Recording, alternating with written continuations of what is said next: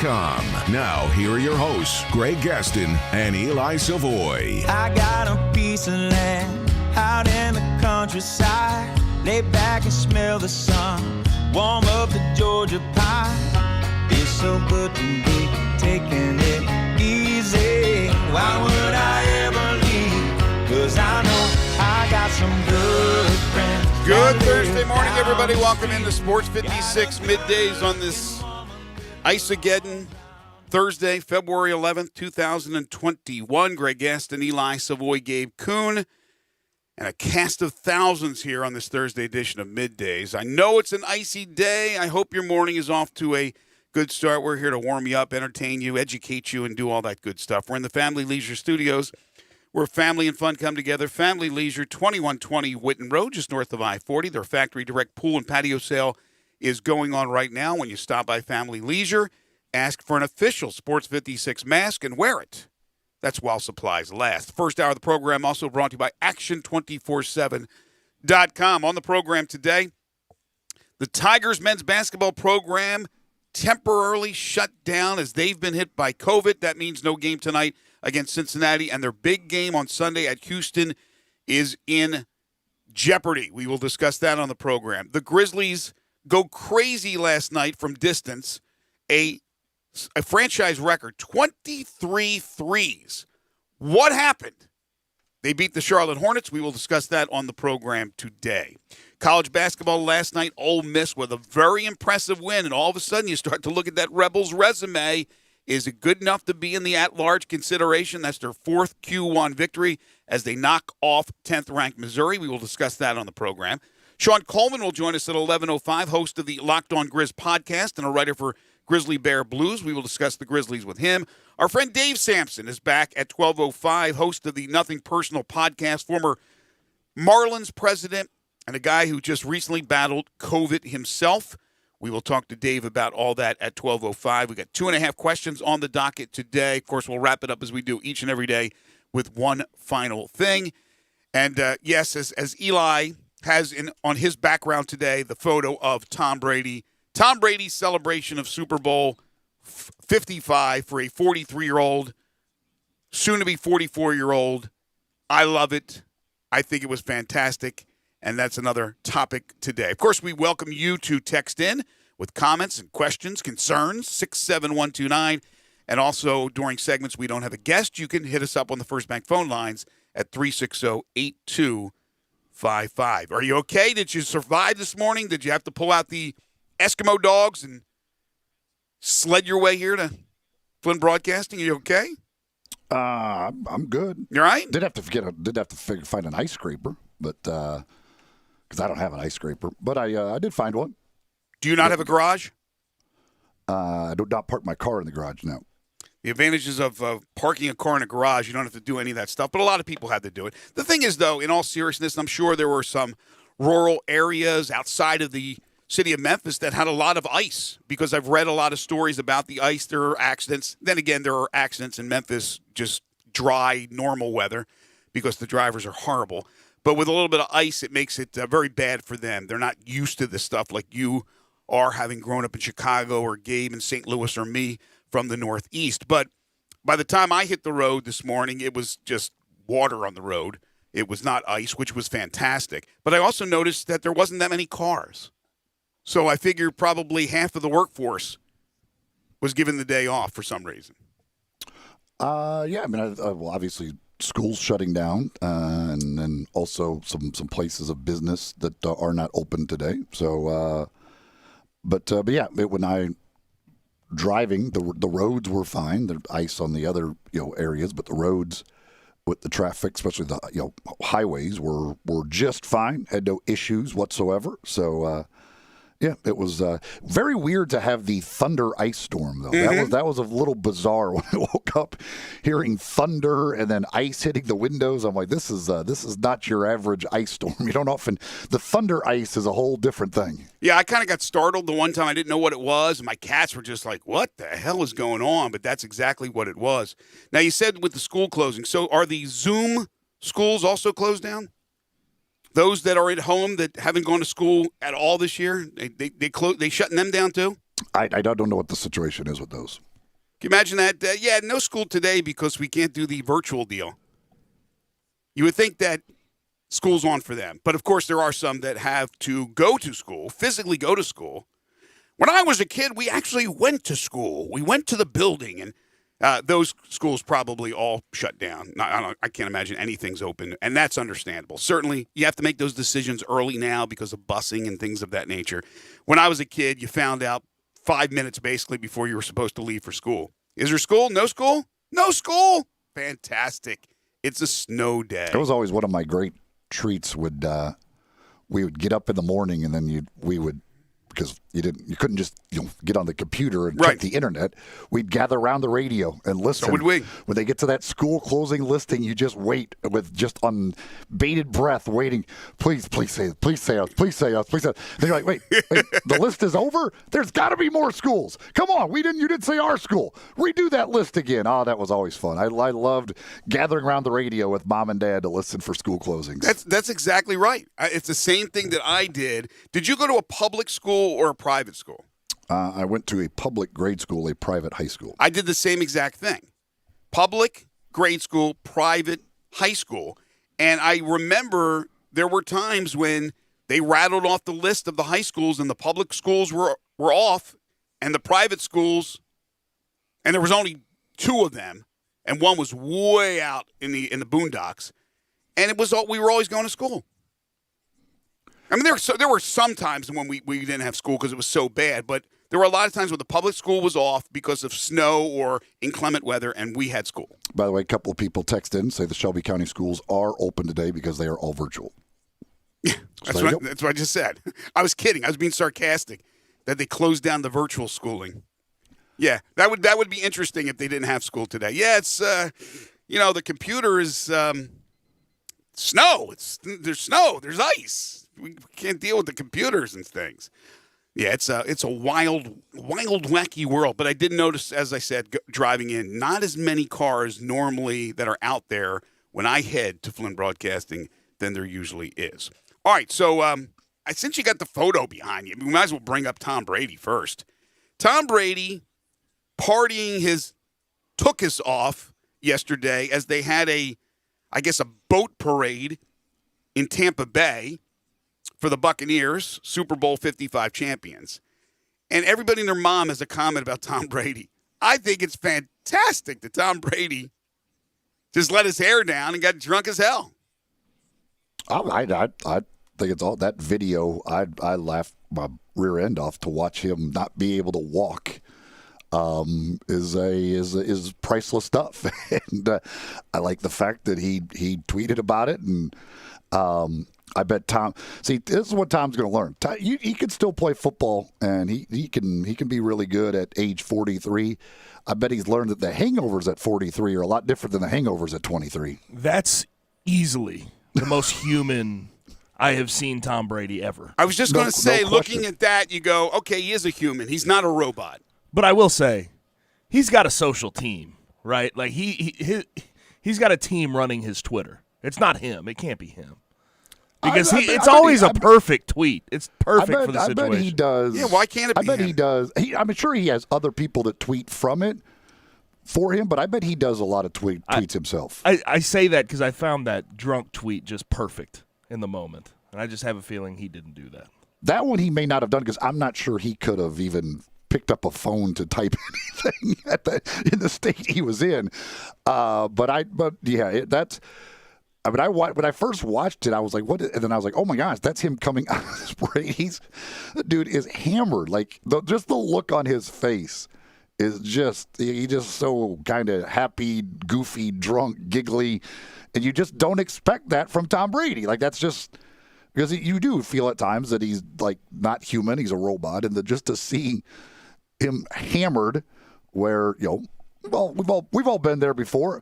I've been there coming off a boat before. It's an interesting feeling.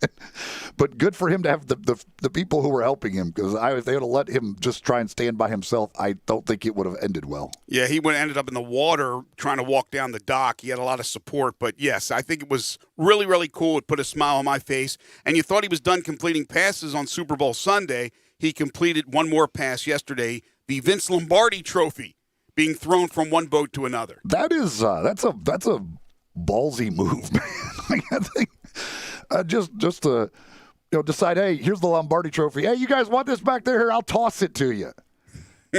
Cameron Brake said if I would have dropped that one, I would have had to retire. Like, yeah, I mean, it's just it's one thing to be the thrower. Like, the guy who's expected to catch that thing on the other boat, that is a lot of pressure.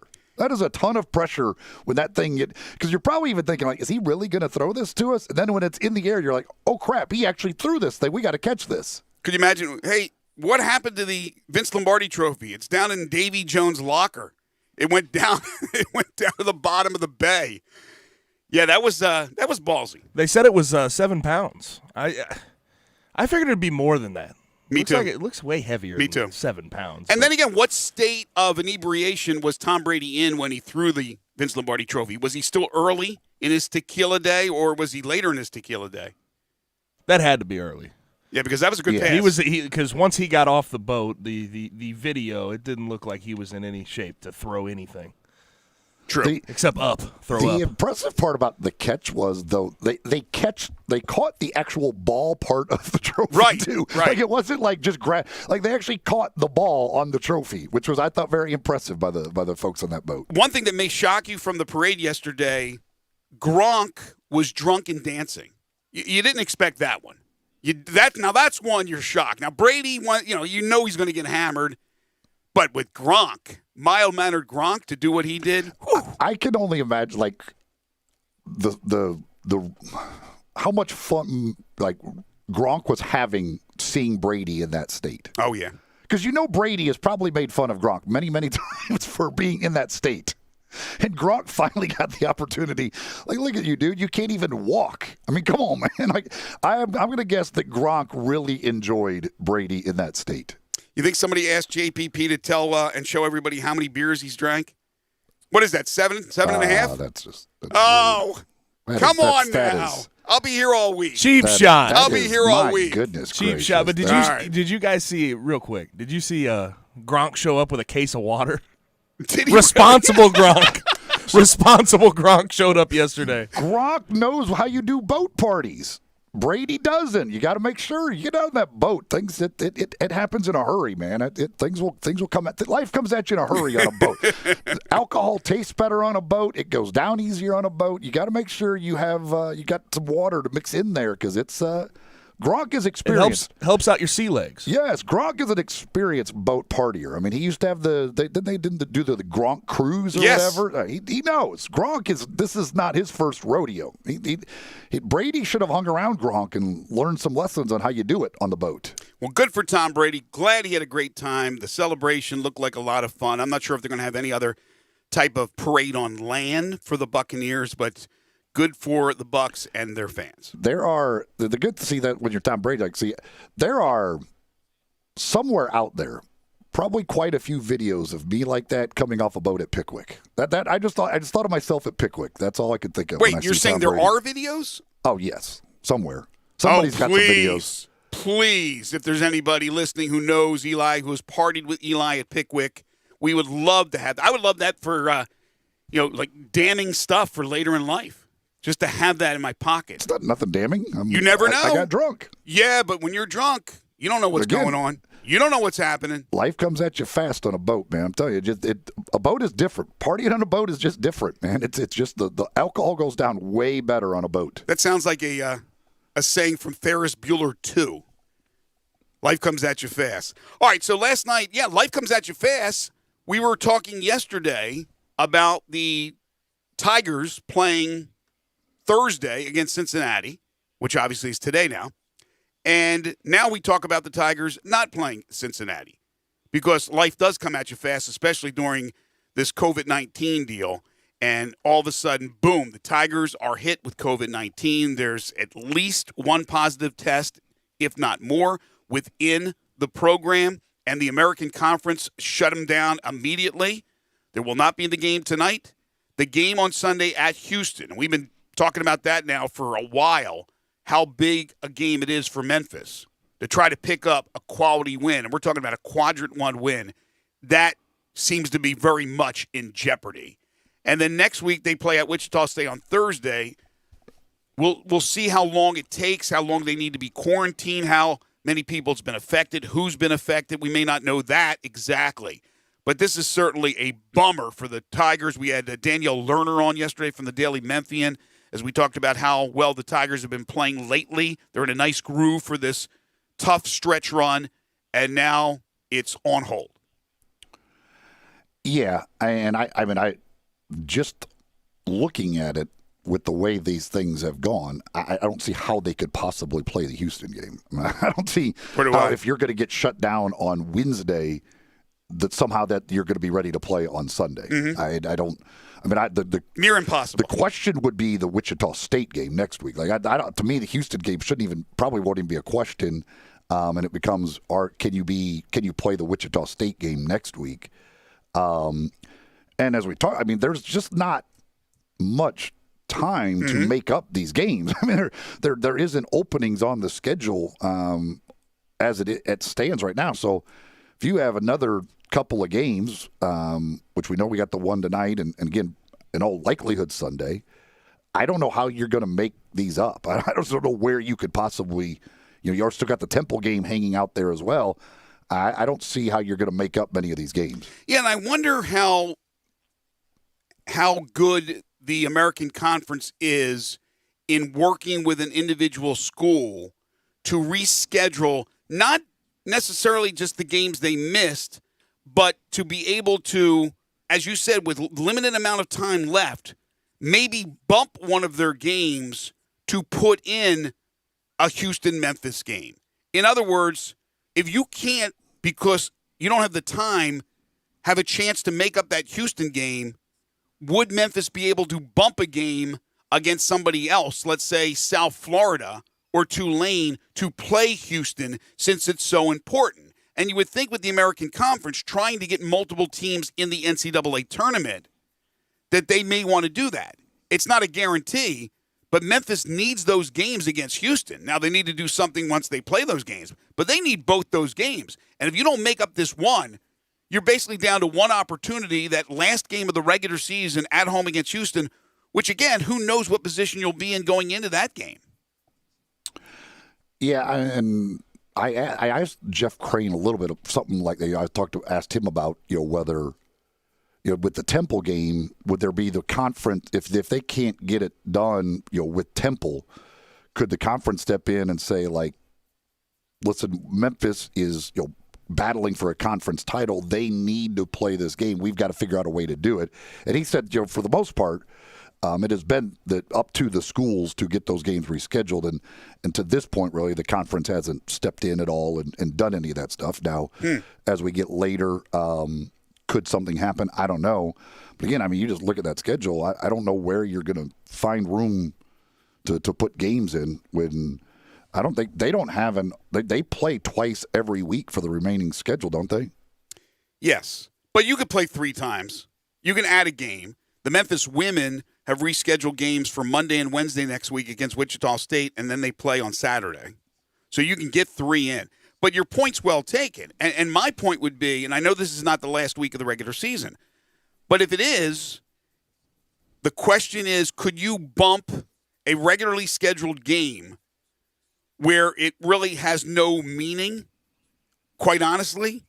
And I know people say, yeah, but you're trying to find seeding for the conference tournament, and whoever wins that gets the automatic bid. That's correct. That's true. But what about a team like Memphis that would not have that opportunity to play a Houston a second time? So would they be able to flip-flop and go with the Houston game and bump another regularly scheduled game? My thought is it probably is not. They probably can't do that. But that's going to put them really in a dire situation, because that game, if it is indeed postponed on Sunday, they need to play that game. So if it's shoving that game into a 3-game week, then they have to do that. But you have to have 2 to tango. You have to have Houston willing to do that as well. And Houston's in no rush to do anything out of their ordinary schedule because they have big plans. They're going to the NCAA tournament no matter what. I mean, you look at if the let's just say they are able to play the Wichita State game next week, but you're not going to be able to do anything before that. In all likelihood. So you're talking 3 weeks left of the regular season? Yes. And you would have technically 3 games hanging out there? Mm-hmm. I don't. That's going to be tough to squeeze in. Maybe if you can squeeze one in, the Houston game would be the most important of those 3 to squeeze in there. If you can squeeze at least one of them in, but I mean when you're dealing with some of these games being home games, like the Cincinnati game, you're battling with the Grizzlies schedule as well. Like that's going to be very difficult to find a spot to fit that in probably. Memphis not alone in the American Conference. East Carolina, for the second time, has paused all basketball activities. Now, the Tigers have already played their 2 games against East Carolina, so they're not going to be affected by a scheduled game coming up with East Carolina, but some other teams will be. So ECU shut down. Memphis shut down as we are getting closer and closer to conference tournament time. Corky's Ribs and Barbecue. Let me suggest Corky's for lunch or for dinner. A Memphis staple for over 30 years. Voted the #1 barbecue joint in Memphis 22 times. They fire up their barbecue in Corky's hickory and charcoal pits. Their ribs, their beef, their pork, their chicken, it's all delicious. Amazing sides and their world-famous onion loaf. They have 4 Mid-South locations on Poplar Avenue in East Memphis. That's the one I frequent.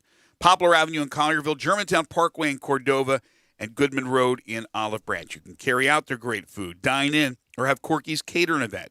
Shop online, have Corky's deliver their delicious barbecue anywhere in the United States. And a Corky's gift card always makes a great gift. It's Corky's Ribs and Barbecue, open for lunch and dinner 7 days a week. Ole Miss with a shocker last night against Missouri. Where are the Rebels when it comes to the NCAA tournament? We'll continue talking college hoops, and then we'll get into the Grizzlies with an impressive performance last night, especially from long distance. This is Middays on Real Sports Talk, Sports 56, 96.1 and 98.5.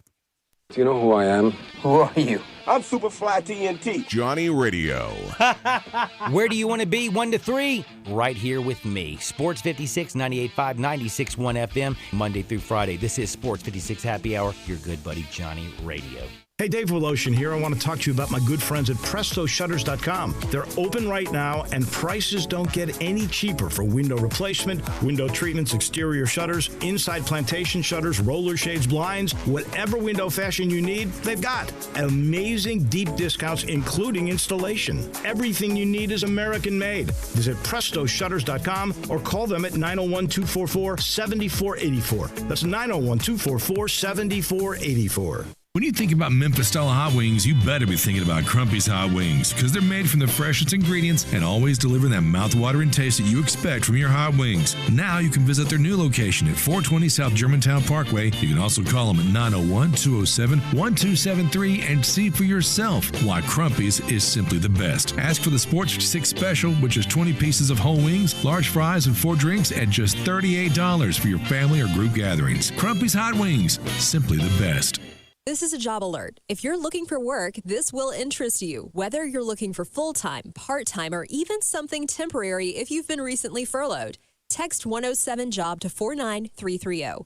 That's 107-JOB to 49330. Office work available now in a clean office environment with all COVID precautions taken. Text 107-JOB to 49330 and someone will be in touch about these job opportunities available now. Text 107-JOB to 49330. Hi, this is Rob Brown. Join us every Saturday morning on Sports 56 WHBQ from 8 to 10 a.m. and 96.1 FM and the new FM 98.5. We'll be covering the Memphis Tigers, the SEC, college football, college basketball, college baseball. We'll look into recruiting. We'll have guests from around the country with the latest news, the most knowledgeable people out there, the coaches, the players, the people who play the games. Don't forget to join us on the sidelines. Sports 56, 96.1 and the new FM 98.5.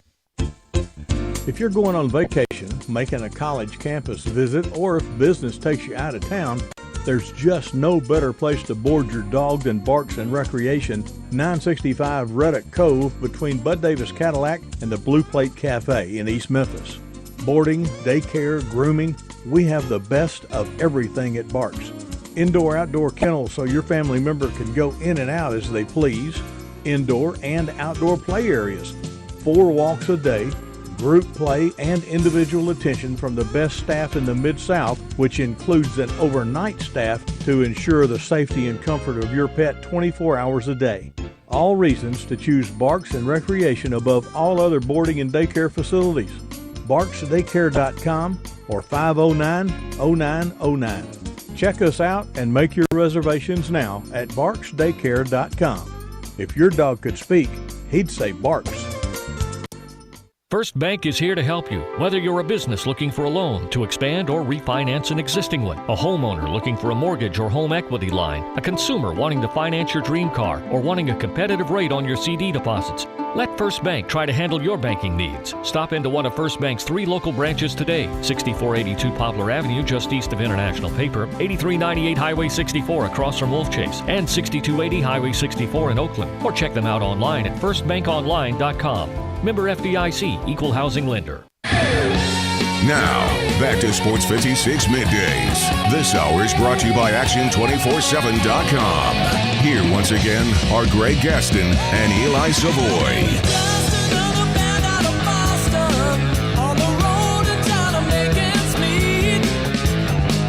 Welcome back to the show. Greg, Eli, and Gabe. John hits us up on Facebook, one of our loyal listeners. He said, glad you all made it to work safely. We have about a half inch of ice in Covington. Like I said, I think the outskirts. Well, the farther north you go, yes, I mean, and probably west. It's yeah. I mean, it came across at an angle in the kind of the dividing line. So yeah, there's no doubt the further north, the worse it is. So certainly to those folks up there in the northern part of the listening area, hope everybody is safe and doing well. The good news is, I was when you get this ice, you always worry about power lines and power outages, and it doesn't appear like we've had much of that. So that's a very, very good thing. I know there were some power lines down in DeSoto County somewhere, but for the most part, I think we avoided most of that. So that's good. There was a light out when I was coming to work. I'm not sure if that was caused by the ice or something else. There's also ice-covered trees that are hanging over roads. Be careful with that, because once that ice comes loose, it'll come down. And sometimes come down in bunches, so certainly be careful about that. Yeah, I'm gonna have a lot of little sticks and branches to pick up in my yard after this all clears off, which is always fun. But hey, that just means I get to burn a fire in my backyard sometime soon. I got a text here on the First Bank text line.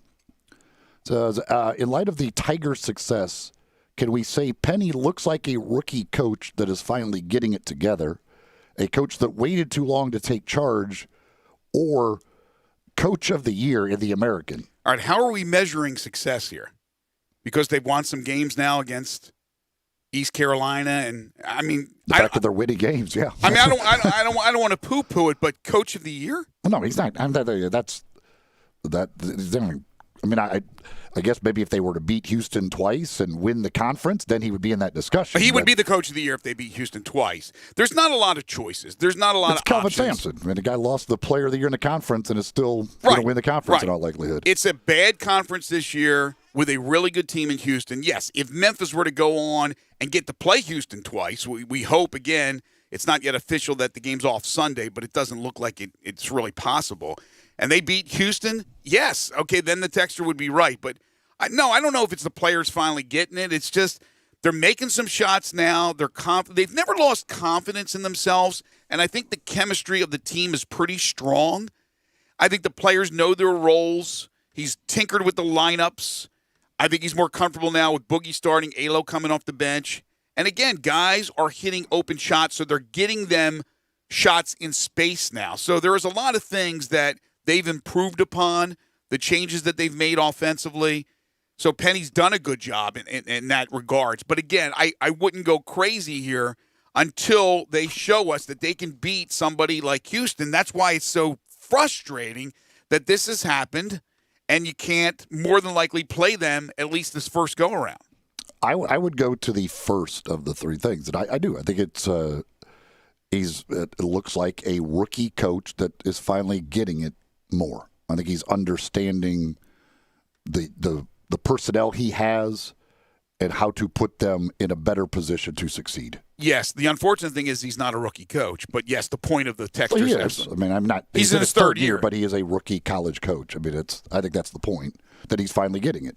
Well, again, you would think that by the third year, I mean, yes, Penny Hardaway's a smart guy. He's an intelligent basketball coach. And even though he hadn't coached in college, he coached successfully in high school. Of course, when you have the players he has, it's a little bit easier, but it's still Penny.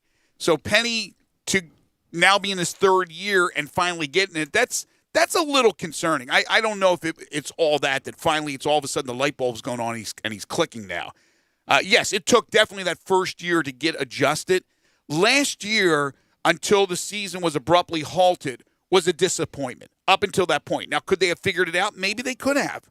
So you don't chalk up anything to that second year because, again, it was the year where COVID hit and there was no NCAA tournament. It did not appear, though, the Tigers were going to play in the postseason. This year, even though we knew there was going to be bumps in the road with COVID, everybody pointed to this year with that team that they were definitely an NCAA tournament team. And right now, they're not an NCAA tournament team. If they can get it somehow where they are, and it's going to take a lot, then, yes, you give him big ups and you give him consideration for Coach of the Year. But if Houston wins the conference, it's Kelvin Sampson's. There's no doubt. All right, last night in college basketball, in the SEC, Missouri, who just beat Alabama, 10th ranked in the nation, went into the Pavilion and lost by 21. It was the Rebels' fourth Q1 victory. And I've said it before, I'll say it. Third? They've got two. That's not even a quad one win because Missouri fell out of the top 30. Oh, that's right. It's what happens after. That's correct. They've got two. They've got at Auburn and Tennessee are the only quad one wins they've got. Okay, 2 quad one wins. But you're still knocking off the 10th ranked team in the nation. And I've always said, and I'll say it again, I think Kermit Davis is a hell of an X's and O's coach and a hell of a motivational coach for his team. They've bought in. They have had times this year where the boat was rocking and Tom Brady wasn't part of that boat.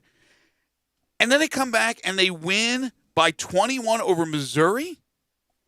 It's not like it's a full Pavilion where it just was crazy and the hardest place for a team to. It's not Duke, for goodness sakes. How does Missouri lose by 21? I can't figure this damn thing out. I can't figure out college basketball. I think I want to stop betting college basketball because I don't get it. Yeah, Ole Miss did a great job against Tillman. Held him to 6 points, and if you can do that against Missouri, you've got a pretty good chance. And Xavier Pinson only had 6. If you hold Tillman and Pinson to 12 combined points against Missouri, you're gonna beat them. Who's holding them to that? Who defended them that they played? Well, Ole Miss plays a lot of zone. Ole Miss plays a lot. He plays a lot of zone, and it's very effective. And Ole Miss made some shots. Mostly Devontae Shuler, who was 5 of 9 from 3, but they went 8 of 21. A lot of games this year they've gone 1 for 15 or 2 for 18. They actually made some threes and did a great job defensively. And it's they've gotten hot here a little bit. The last 3 games have been big wins, with the Tennessee game, the win at Auburn, and now Missouri at home. Those are 3 big wins for them. Their problem is if they could have just beaten Georgia this year. To go 0-2 against Georgia is the one thing that's just that's killing them as far as their resume is concerned. What's their record now? They are 11-8. And in the conference? The conference, they're 500. So what do you think their chances are? Right now, obviously, they're on the outside. But yeah, they would still have to. They still got a lot of work to do. They're gonna, they've got to keep winning. They got another game against Missouri, right? In Columbia? They've got, yes. I think that's their last game of the year, maybe. Third to last. Oh, is it? Okay. They end the season at home against Kentucky. So who do they have left? South Carolina, at home against Mississippi State, at Missouri, at Vanderbilt, and then at home against Kentucky to end the year. Some pretty bad teams. But at Missouri is the only game in there that is worth anything.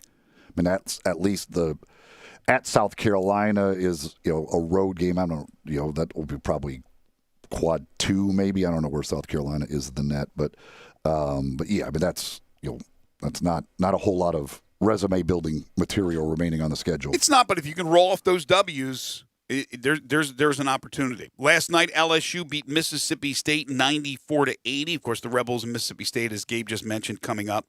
And Tennessee over Georgia. They pull away, and they went 89-81, the 16th-ranked Tennessee Volunteers. In the American Conference last night, Houston beat UCF 82-65. Tulane over Tulsa 58-48. Seems like Tulsa loses to everybody but the Tigers. They kind of do. That's the problem for the Tigers. Therein lies the problem, is those losses continue to get worse and worse because Tulsa continues to lose to everybody else. Yeah, you just mentioned Ole Miss's Achilles heel, maybe Georgia. The Tigers is certainly Tulsa. And Wichita State got by UCF 61-60. The Grizzlies last night at FedEx Forum end a 4-game losing streak, and they do it in style as they beat Charlotte 130-114. They sweep the season series from the Hornets. They even their record at 10-10, and they knock down a franchise record 23 triples. When the heck did the Grizzlies acquire Jamal Crawford, primetime J.J. Redick, and Mike Miller resurfaces? What's going on? How did they hit 23 threes? Well, I mean, if you can get 6 out of Kyle Anderson, that's a good step towards getting 23. I mean, fool's gold, though. If you expect Kyle Anderson to do that the rest of the way, I think I'm guessing maybe that's why Charlotte decided they would just keep leaving him open in the corner, even if he'd hit like 4 in a row, they still left him wide open in the corner. It's like at some point you just go, okay, tonight he's hot. Like somebody might want to guard him because he's hitting them, but. Yeah, I mean, that was unbelievable. Grayson Allen with the 4 early, and then Anderson had his run. Dylan Brooks is knocking him down. Desmond Bane, which we've just come to expect, he's going to knock him down. But that was an impressive performance. 23 out of 49. I mean, hell, Charlotte was 14 of 29. They shot a higher percentage than the Grizzlies did, but the Grizzlies made 9 more of them. Yeah, I was just going to mention that. They were 48%. You'll take that any day of the week, knocking down 14 triples.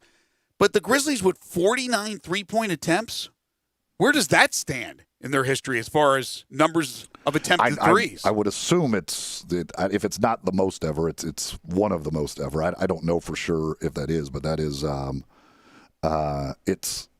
it's got to be one of the highest numbers they've ever had. 7 players in double figures. You mentioned Kyle Anderson, who came close to, I think, tying his career high, which was set earlier this year. He had 27 and 6 of 8 from 3. Ja Morant had 15 points, 11 assists, a double-double, 6 of 14 from the field, 1 of 3 from 3. Again, another block kind of game, and it's weird to say that because it was a double-double, but for Ja Morant, it was kind of a blah game. And after the game, you probably saw the photos or maybe even video of him shooting. I mean, way after everybody had left, he's out there on the court working on his shot because that is the area right now of concern for him. And we know it. It's no surprise, so Ja is working on that shot. Ja's never going to be mistaken for some great shooter, but he has to shoot a little bit better percentage from outside because teams will tighten up their inside to try to keep Ja from getting in the paint and doing what he does, and he's a magician in there. Force Ja to take a shot from the outside. His percentage is not that great. So Ja, again, for a normal human being, that's a nice night. That's a double-double. But Ja is a budding superstar. Jonas Valanciunas, double-double for him as well. Brooks at 20 points. Desmond Bane starts for the second time. He goes 4 of 8 from 3 and has a career-high 18 points. Grayson Allen comes off the bench. They hit 5 of 12. He has 18 points. You get 12 from Tyus Jones.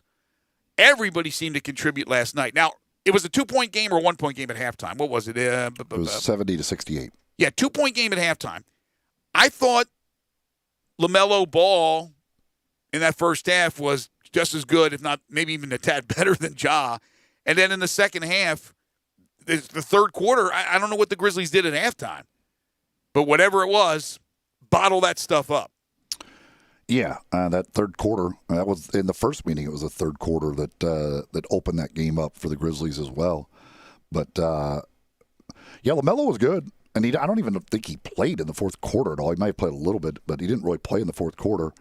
Once the game got out of hand, Terry Rozier was fantastic, but you just if a team's going to make 23 threes against you, you're not going to win. It's just you can't. It's hard unless you happen to hit 20 to 20, 23 yourself. But it's hard to make up those points when you're giving up 23 threes. That's for sure. Rozier at 34. You mentioned his game. LaMelo Ball had 17, 5 assists. He was a -9. And John Morant, again, 15 and 11. Solid game for any mere mortal. He was a +23. That was the best on the Grizzlies. So he didn't have to shoot. He shot periodically, but he dished with 11 assists, and guys were making shots. That was a nice win. Now the Grizzlies hit the road. They'll play the Lakers on Friday. They'll play Sacktown on Sunday before coming home. And I believe that next week, at least 4 games. Very, very busy, including a back-to-back. Yeah, they got, I believe it's, let me see here. I think it's 2 back-to-backs, if I remember correctly. They've got, let's see, where are we? They've got Friday, no, they got Tuesday, Friday, Saturday, Monday. They play. Okay, so they go into that following week. It's 3 and 4 nighs. Mm-hmm. They do that Friday, Saturday, Monday deal with the Monday game being on the road at Dallas. They got New Orleans, Detroit, Phoenix all coming in, and then at Dallas on Monday before you get the Clippers in for 2, and that's a back-to-back with the Clippers here at home Thursday, Friday. And that was their first win without Brandon Clark. They were only 0-2 with Clark unable to go. Clark unable to go last night, but they get the W, and DeAnthony Melton didn't play again. There's a lot of guys who you have to think are firmly a part of the future of this team.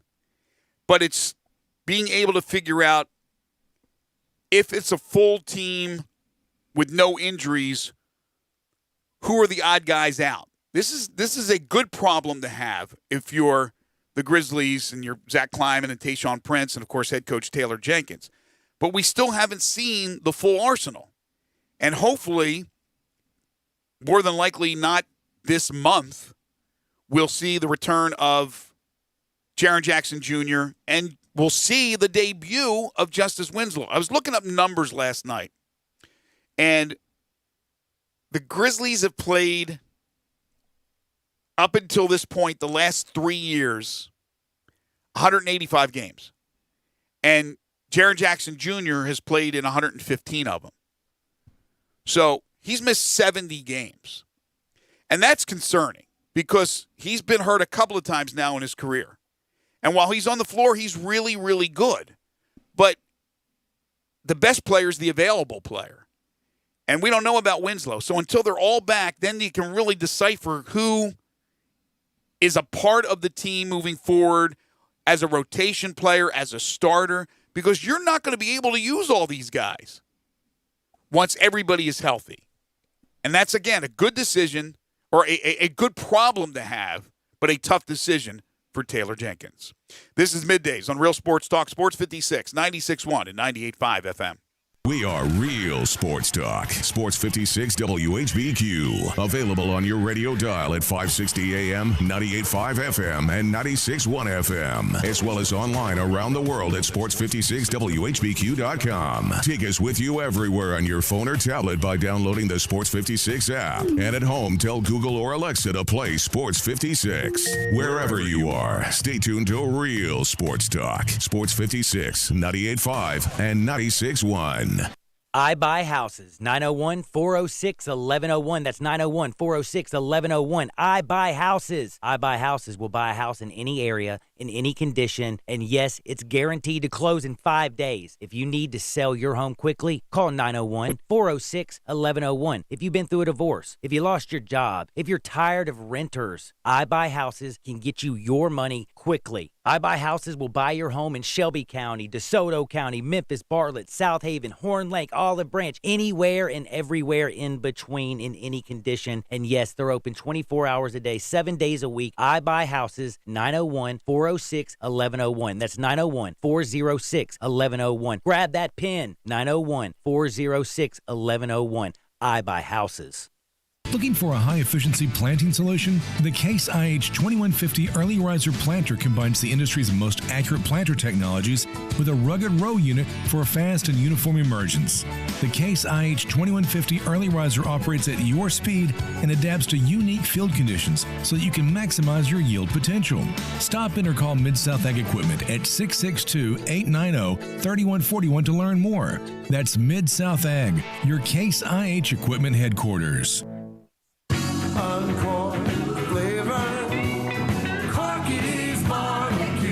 There's now a faster and easier way to pick up your Corky's Barbecue. Order and pay online, pull into the designated spot, text Corky's to 474747, and we'll bring your order right to your car. No waiting. I want to do some bragging rights. Hey, I was just the other day overhearing a conversation with Big Mike, the manager of DeSoto Auto Sales. They've got people buying cars all over the country. North Carolina, South Carolina, Georgia, Alabama, Arkansas, Texas. People from all over the country buy cars at DeSoto Auto Sales in Olive Branch, Mississippi. Why? DeSoto Auto Sales has the most stringent car inspection in America.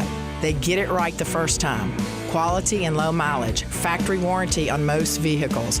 My favorite part is the people who work there. Big Mike, all the employees are professional, friendly, and go that extra mile.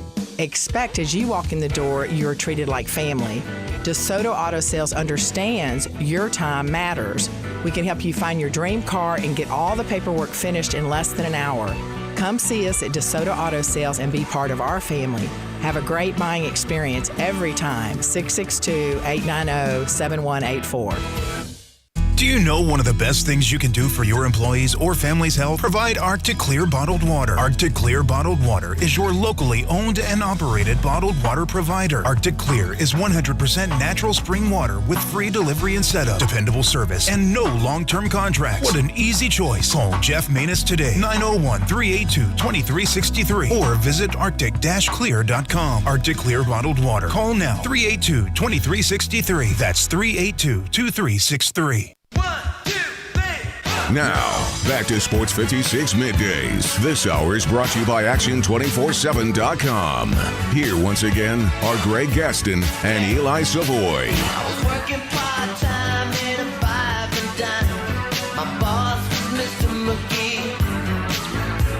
The Toronto Raptors announced that they will finish the 2020-2021 season in Tampa, Florida. I got to be honest with you, I forgot they even started in Tampa, Florida. Yeah, it's a tough situation. It's not a real surprise that they've had had a disappointing year. I mean, that's got to be a little difficult to just pick up shop and move thousands of miles away to try and play your season. That can't be easy. Yesterday on the show, we got into it with the Mark Cuban situation with the Mavericks not having played the national anthem through their first 13 home games, and a lot has happened since then. Yesterday afternoon, NBA Chief Communications Officer Mike Bass said, he released a statement, with NBA teams now in the process of welcoming back fans into their arenas, all teams will play the national anthem in keeping with the long-standing league policy. Mark Cuban reacting to it, and it may have surprised a few people, but he said that he was not trying to stir the pot. He was not trying to do anything negative towards the anthem. They will play the anthem now at home games. But he brought up what everybody has said, that to different people it has different meaning.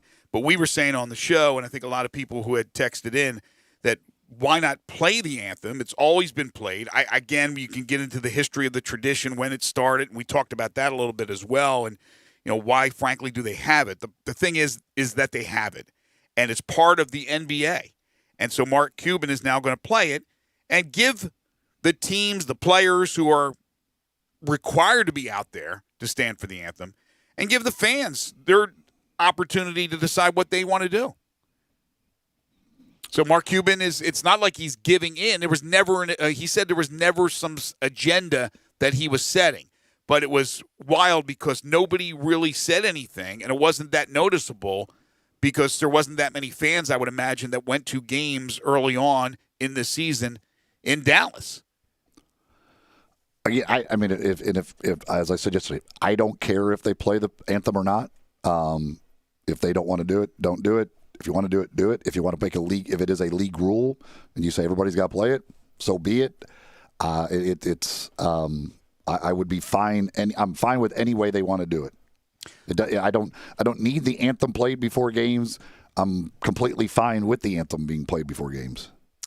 Well, again, if that tradition changes in the future, then it changes in the future. I'm not going to protest, but while the anthem is being played, I'll be standing. My hat will be off. My hand will be over my heart. That's the way it is.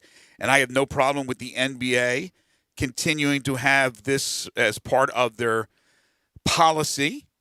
And again, Mark Cuban said no agenda. We'll play the national anthem. Teams are out there. They're required to be out there. People can judge for themselves what they want to do in the arena. They could sit in their seat if they want. They could stand if they want. That's their prerogative.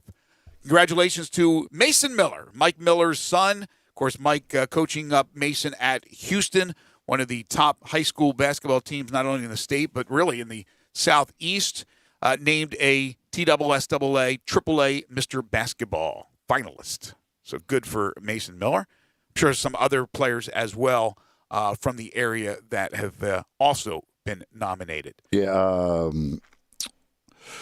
there was, let's see, I looked at this list. Chandler Jackson over at Christian Brothers, and they've got a fantastic team, and he's been great this year. They do.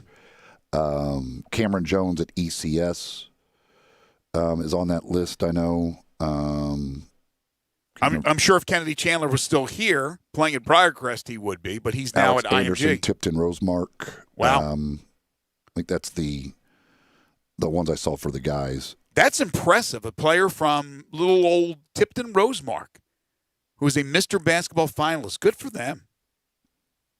Yeah, Anderson and Jones both in the Division II-A. Chandler Jackson, Division II-AA. And then Mason Miller, Class 3A. Of course, obviously a lot of kids here not playing basketball, so they could not be finalists for Mr. Basketball. Yeah, that's an interesting point. Have you seen this tweet from Dennis Dodd? I'm trying to get all the information here, but he says the Attorney General of Montana, Mississippi, Georgia, South Carolina, Arkansas, Alabama, North Dakota, and South Dakota have filed an amicus brief supporting the NCAA in the Supreme Court case. Says the Ninth Circuit ruling threatens serious harm to collegiate sports. I'm looking at this thing, but my gosh, it's so complicated. It is. I do not know what student athlete. It's student athlete compensation, the subject of ongoing action by Congress. So I think it has to do with the NIL, and they talk about in the suit here. They talk about the injunction threatens serious harm to collegiate sports in those particular states that were named. The injunction below imperils the many benefits college athletes provide to students, universities. College athletics provides to students, universities, and states. Very, very complicated. Almost need an attorney here to decipher it, but that's what's going on according to Dennis Dodd. Also, the Memphis Hustle playing again today, and there's a possibility that we could see Jonte Porter. Be nice to see him. I mean, that's another guy you kind of forget about with this team that obviously they like. And when he was at Missouri, very, very good until he got the injuries that kind of ended his college career. So, be nice to be able to see him actually in action and what they might have in Jonte Porter. They committed to him with a 3-year deal? Yeah, that's. I mean, obviously they like him to have signed him in the first place when he was injured. And then to re-sign him and keep him around, so it's and again he's a talented kid. He's not as talented as his brother, but he's a talented kid who had really good numbers at Missouri, and be nice to be able to see what he might be able to bring. When we return, hour 2 of the program, we will tip things off with a little Grizzlies conversation. Sean Coleman will join us, host of the Locked On Grizz podcast and a writer for Grizzly Bear Blues. Again, last night was pretty fun watching the Grizzlies knock down those threes, but you got to think that's an anomaly, right? They're a better three-point shooting team than they've been, but are they that good? We'll talk to Sean when we return. This is Sports 56 Middays.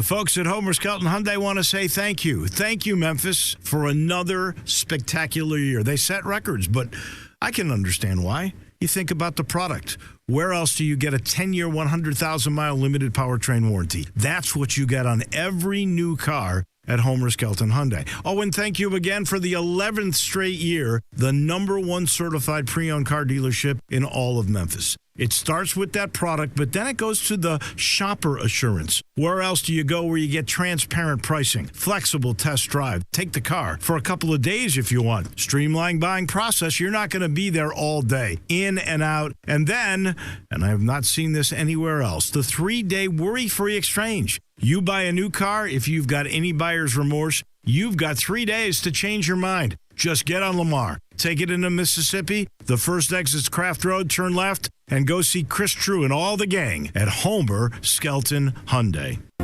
Hey, we understand. With everything that's happening, with all the new regulations, maybe you're not ready to come and hang out at Sweetgrass to catch a ball game. We want you to, we really do. And we're open for you to do just that. But we're also offering the next best thing, the new Sweetgrass Tailgate Party Packs. Whether it's wings, house-made dips, sliders, or other Sweetgrass tasty treats, all you have to do is call us or go to sweetgrassmemphis.com to order just what you're dreaming of when you're dreaming of watching sports and enjoying some sweet, sweet Sweetgrass. Bodega, bodega, bodega, Alpha and Omega. Siamese sailors sell celery sandwiches. Sawing about a serving platter. Hey, Jamie? Yes? Did you want to try reading that line on the script there? Oh, yeah, let's see. You could say big when you bundle your home and auto with Progressive, that one? Yes. Yeah, no, I'm just not warmed up yet. Shouldn't be long.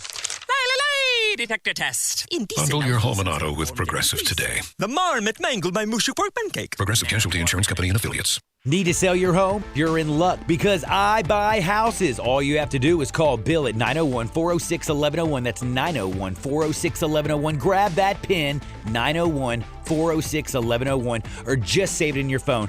Bill at I Buy Houses. I Buy Houses buys houses in any area, in any condition, at any time. As simple as that.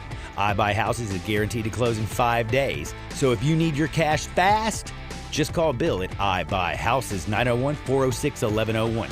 Has your house been on the market? Were you just tired of renters? Or is it just time to start over? Well, avoid repairing, cleaning, painting, and prepping your house. Just pick up the phone and call Bill at 901-406-1101. That's Bill at I Buy Houses. If you're in Southwind, South Memphis, North Mississippi, North Memphis, Collierville, if you can hear this, just call my friend, Bill at I Buy Houses, 901-406-1101. Are you looking for a dependable car at a fair price and guaranteed financing approval? Then you need to make your way to Collierville Auto Center, where one-price shopping is the name of the game. Family-owned and operated, Collierville Auto Center has been in the business for over 20 years and is proud to serve the people of this area. Collierville Auto Center is stocked with over 50 units, including cars, trucks, SUVs, and Highlines. Looking for a particular type of vehicle? Collierville Auto Center offers a locator service with 72-hour turnaround service. With over 30 years in the automotive industry, Scott and Martin would be happy to show you how their affordable pricing and guaranteed financing can work for you. Come see Scott and his professional staff of Terry, Branson, Q for your car needs. Conveniently located at 651 West Poplar Avenue, Collierville Auto Center is situated where Highway 72 meets Poplar and Collierville. Please look them up on the web at ColliervilleAutoCenter.com. Call at 901-853-0240 or simply come and see them for an outstanding car buying experience. At Collierville Auto Center, they're here for you. We are Sports 56 WHBQ Memphis, W253DF Memphis, and WIVG Tunica Memphis. Flynn Broadcasting Stations. Now, back to Sports 56 Middays. This hour of Sports 56 Middays is brought to you by James Gaddis Jewelers at 4900 Poplar. Here once again are Greg Gaston and Eli Savoy. Living on a lighted stage approaches the unreal.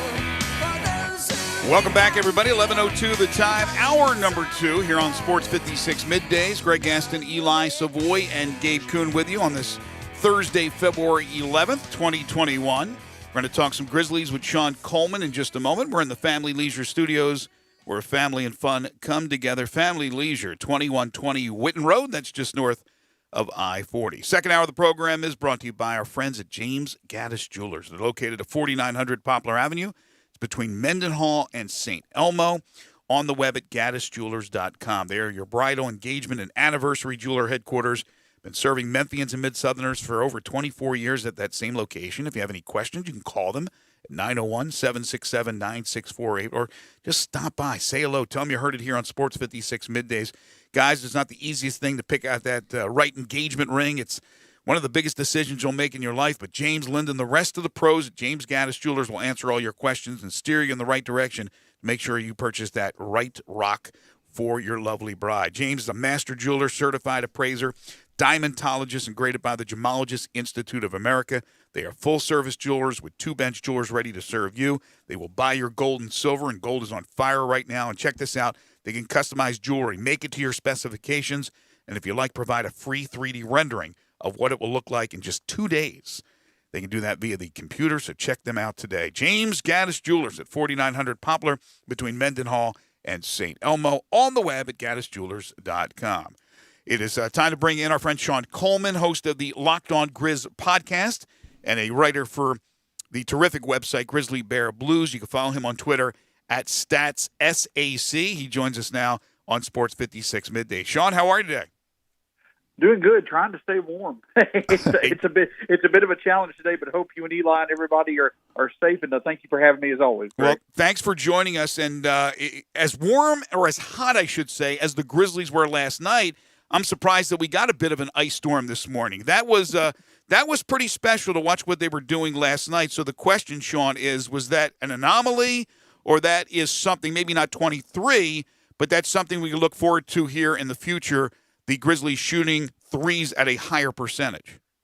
Yes, I do think that it certainly is something that can be sustainable. Again, I don't think that it's going to be, something that you're going to be looking at for them to make 23 threes a night. But just look at the two sample sizes before they stopped playing for 12 days on January 18th and after they got back on January 30th. Before that, their first 13 games of the year, they were averaging just a little over 10 threes a game on 30 attempts per night on 33% shooting. Even before last night, though, that in the 6 games back before the pause, they were averaging 13.1 threes on 34 attempts per night on 39% shooting. Now you add in, last night, since they came back on January 30th, they're right now, over the past 2.5 weeks, they're shooting like a top 10 team in the NBA. But the thing about it is this, the reason why I say it's sustainable is because when you look at our team, it's not just one guy who's just absolutely hot. But you put Desmond Bane, into the starting lineup, you've got the balance of him with Kyle Anderson's improved shooting, hopefully Dylan getting going, and now Tyus and Grayson off the bench. You've got a lot of balance and quite a bit of depth when it comes to reliable three-point shooting, especially in a system that is so predicated on catch-and-shoot three-point shooting. So while I don't think we're going to see what we did last night too many times, I do think that we certainly have a team that's going to be shooting in a clip that we haven't seen for many years, maybe ever, with this Grizzlies team. Well, yeah, when you talk about last night, I mean, Kyle Anderson certainly has much improved from three-point range, but 6 out of 8 is not something we can really expect out of Kyle Anderson. Of course, yes. But, again, he's already set, a career high for threes in a season. I had tweeted something out, earlier today. Kyle, over the past 10 games, or over the past 3 games, 10 for 25 from 3. In that time frame, Kyle Anderson has made more than 15% of the total threes that he's made in 130 games as a Grizzly. So though you're not looking for him to shoot 6 threes a game, there clearly is a big improvement, especially coming out of this out of the break. There is clearly an increased effort in making him shoot, and as he mentioned, between the end of the last season in March and the bubble, he got healthy. And it's shown there is a clear improvement and increased emphasis on him shooting the three. And there's some sustainable success there as well. One guy who doesn't necessarily have to live on shooting threes, but every once in a while he's going to be in that position to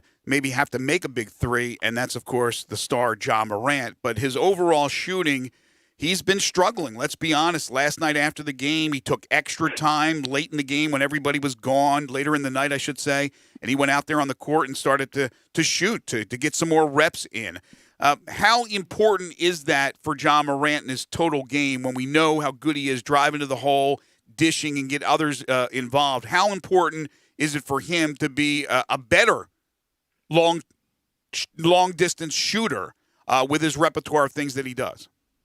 Well, it's going to certainly be a part of his game that's going to need to improve for him to take that next step. Right now, they just had the All-Star voting that came down. He's fifth right now in All-Star voting. I don't necessarily know if he's at an All-Star level at this moment, but for the overall impact of his game, it certainly is going to be something that's going to have to develop. We saw in the bubble when they faced better competition. We're seeing now when the book on him is a bit bigger, teams are packing the paint on him and making him shoot. And so far this season, it hasn't been that good of a result. But I asked Jaw specifically about it the other night in the media session. He says that he's going to continue to shoot. And the looks are there. The looks are there. And, this is a different story if 5 or 7 shots that haven't rimmed out, if they go in. Mm-hmm. So Jaw, it's very, very important that he does make it a part of his game. But I think that he's got the talent, and I think especially with Jonas back, when Jaw plays with Jonas versus when he does it, the numbers are staggering, how much better he is when Jonas is there. And that's not saying he's got to rely on Jonas to be effective. It's just overall, when he gets the space to operate, he should be able to eventually knock down those shots. It may take some time. But to answer your question, yes, it's very important, but I do have faith that he'll be able to do that, maybe not, in the next 2 weeks, but through the rest of this year, I think we'll see plenty of progression, and he'll eventually get it figured out. He needs to just use that shooting form that he used the other night for the one that went in when he just kind of heaved up a pass or something, and it happened to go in. I did find it interesting you having a discussion on Twitter and others chiming in about the top 5 shooters in NBA history.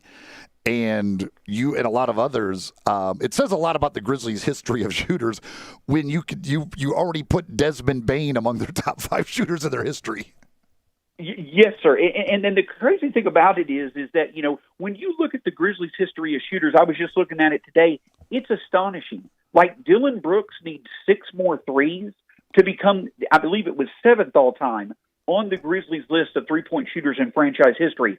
Jaren Jackson Jr., he only needs to make 21 threes this year to be in the top 10. It's just incredible how little we've had in terms of this team when it comes to their shooting. And when I talk about the top 5 shooters in Grizzlies history, you want to respect Mike Miller, you want to respect Mike Conley. Some of the longer-term fans, they're throwing out names like Juan Carlos Navarro and Wesley Person. I think those guys are great. But just in terms of that feeling, of that automatic feeling when this guy gets his open shot, I can't remember, and I've been following the Grizzlies ever since they've been in Memphis, I can't remember having the feeling like I do with Bane that this shot is going to go in. So I do think that you can logically make an argument, him, Jaren Jackson Jr. behind, and on my list, Mike Conley, Mike Miller, and O.J. Mayo, that him and Jaren Jackson Jr. are arguably in the top 5 already of shooters in franchise history. Well, it says an awful lot about Desmond Bane, but it's also an indictment of the Grizzlies that over the years, even when it wasn't the three-point shooting game that it is now, that they just never had those shooters. Just unbelievable when you think about it, right? Yes, it is. And you were hoping like crazy that Chandler Parsons was going to be that person, but it just didn't work out. But, of course, the Grizzlies, they had to take some type of chance. I mean, their only other option that year was Evan Turner. And so just with where they were in terms of being a lack of a free agent destination, they had to take the chance to sign the guy that could get them that. So, yes, I agree. It's not been there. The inability to draft to support the grit and grind era. Rudy Gay, we had hoped he would be more of a shooter, but it just didn't click for him to be that shooting threat. Yes, we just have always had the inability to really develop that shooter. We had hoped O.J. Mayo would turn into that as well. It just has not worked out. But thankfully, and a big reason why is because how intelligent our front office is, but especially just how awesome Taylor Jenkins is at developing that part of the game of players up and down his roster. It's great to finally have found it to support the core we have. How good was do you remember off the top of your head because you were probably looking up different shooters, how good was Chalmers as a three-point shooter? I didn't really look at Mario Chalmers when it came to him as a three-point shooter because I didn't focus too much on just every shooter that I could think of in a 1 year time frame. Okay. I believe that he was pretty decent, but I can't say that I really looked at his numbers. From memory, I remember him making some pretty big shots for us.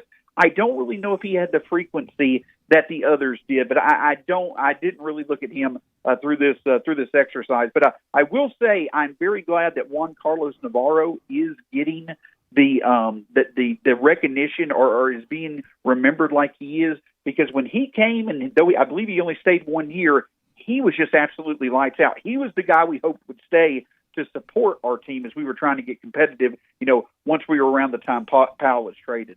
Of course, you mentioned off the top of your head, you can remember Chalmers hitting some big shots. Folks in Memphis certainly remember him hitting a big shot, but it has nothing to do with the Grizzlies. That is for sure. He was in a different uniform. It is interesting, though, when you talk about Bane, because it is, I do get that feeling like now, like when he gets an open three, like it almost gets surprising when he misses it. Like he knocks them down consistently, and there have not been. Mike Miller was certainly one of those guys where you just felt like if he's open, he's going to knock it down.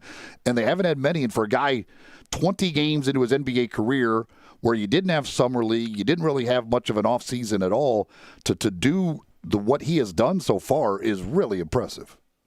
Yeah, and it feels like that Bane is the type of guy, like if you made a video of how to repeat your form and just the perfect form of how to get set every single time quickly and launch it, it's Bane. Like it's so impressive. I don't necessarily know if he ever turns into just a reliable self-creator when it comes to his shot, just because his game may not be too predicated on that, but he is such a good complement to the playmakers that we have, especially with Ja and Tyus' ability to pass back out when they're penetrating into the lane.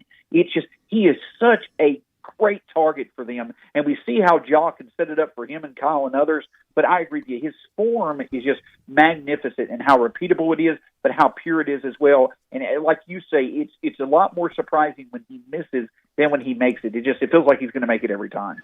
I was talking about this the other day. To me, when theoretically they do get get guys healthy, if Jaren and Justice, and you've got kind of the full lineup of guys available, I still would rather have Bane in the starting lineup and bring Dylan Brooks off the bench.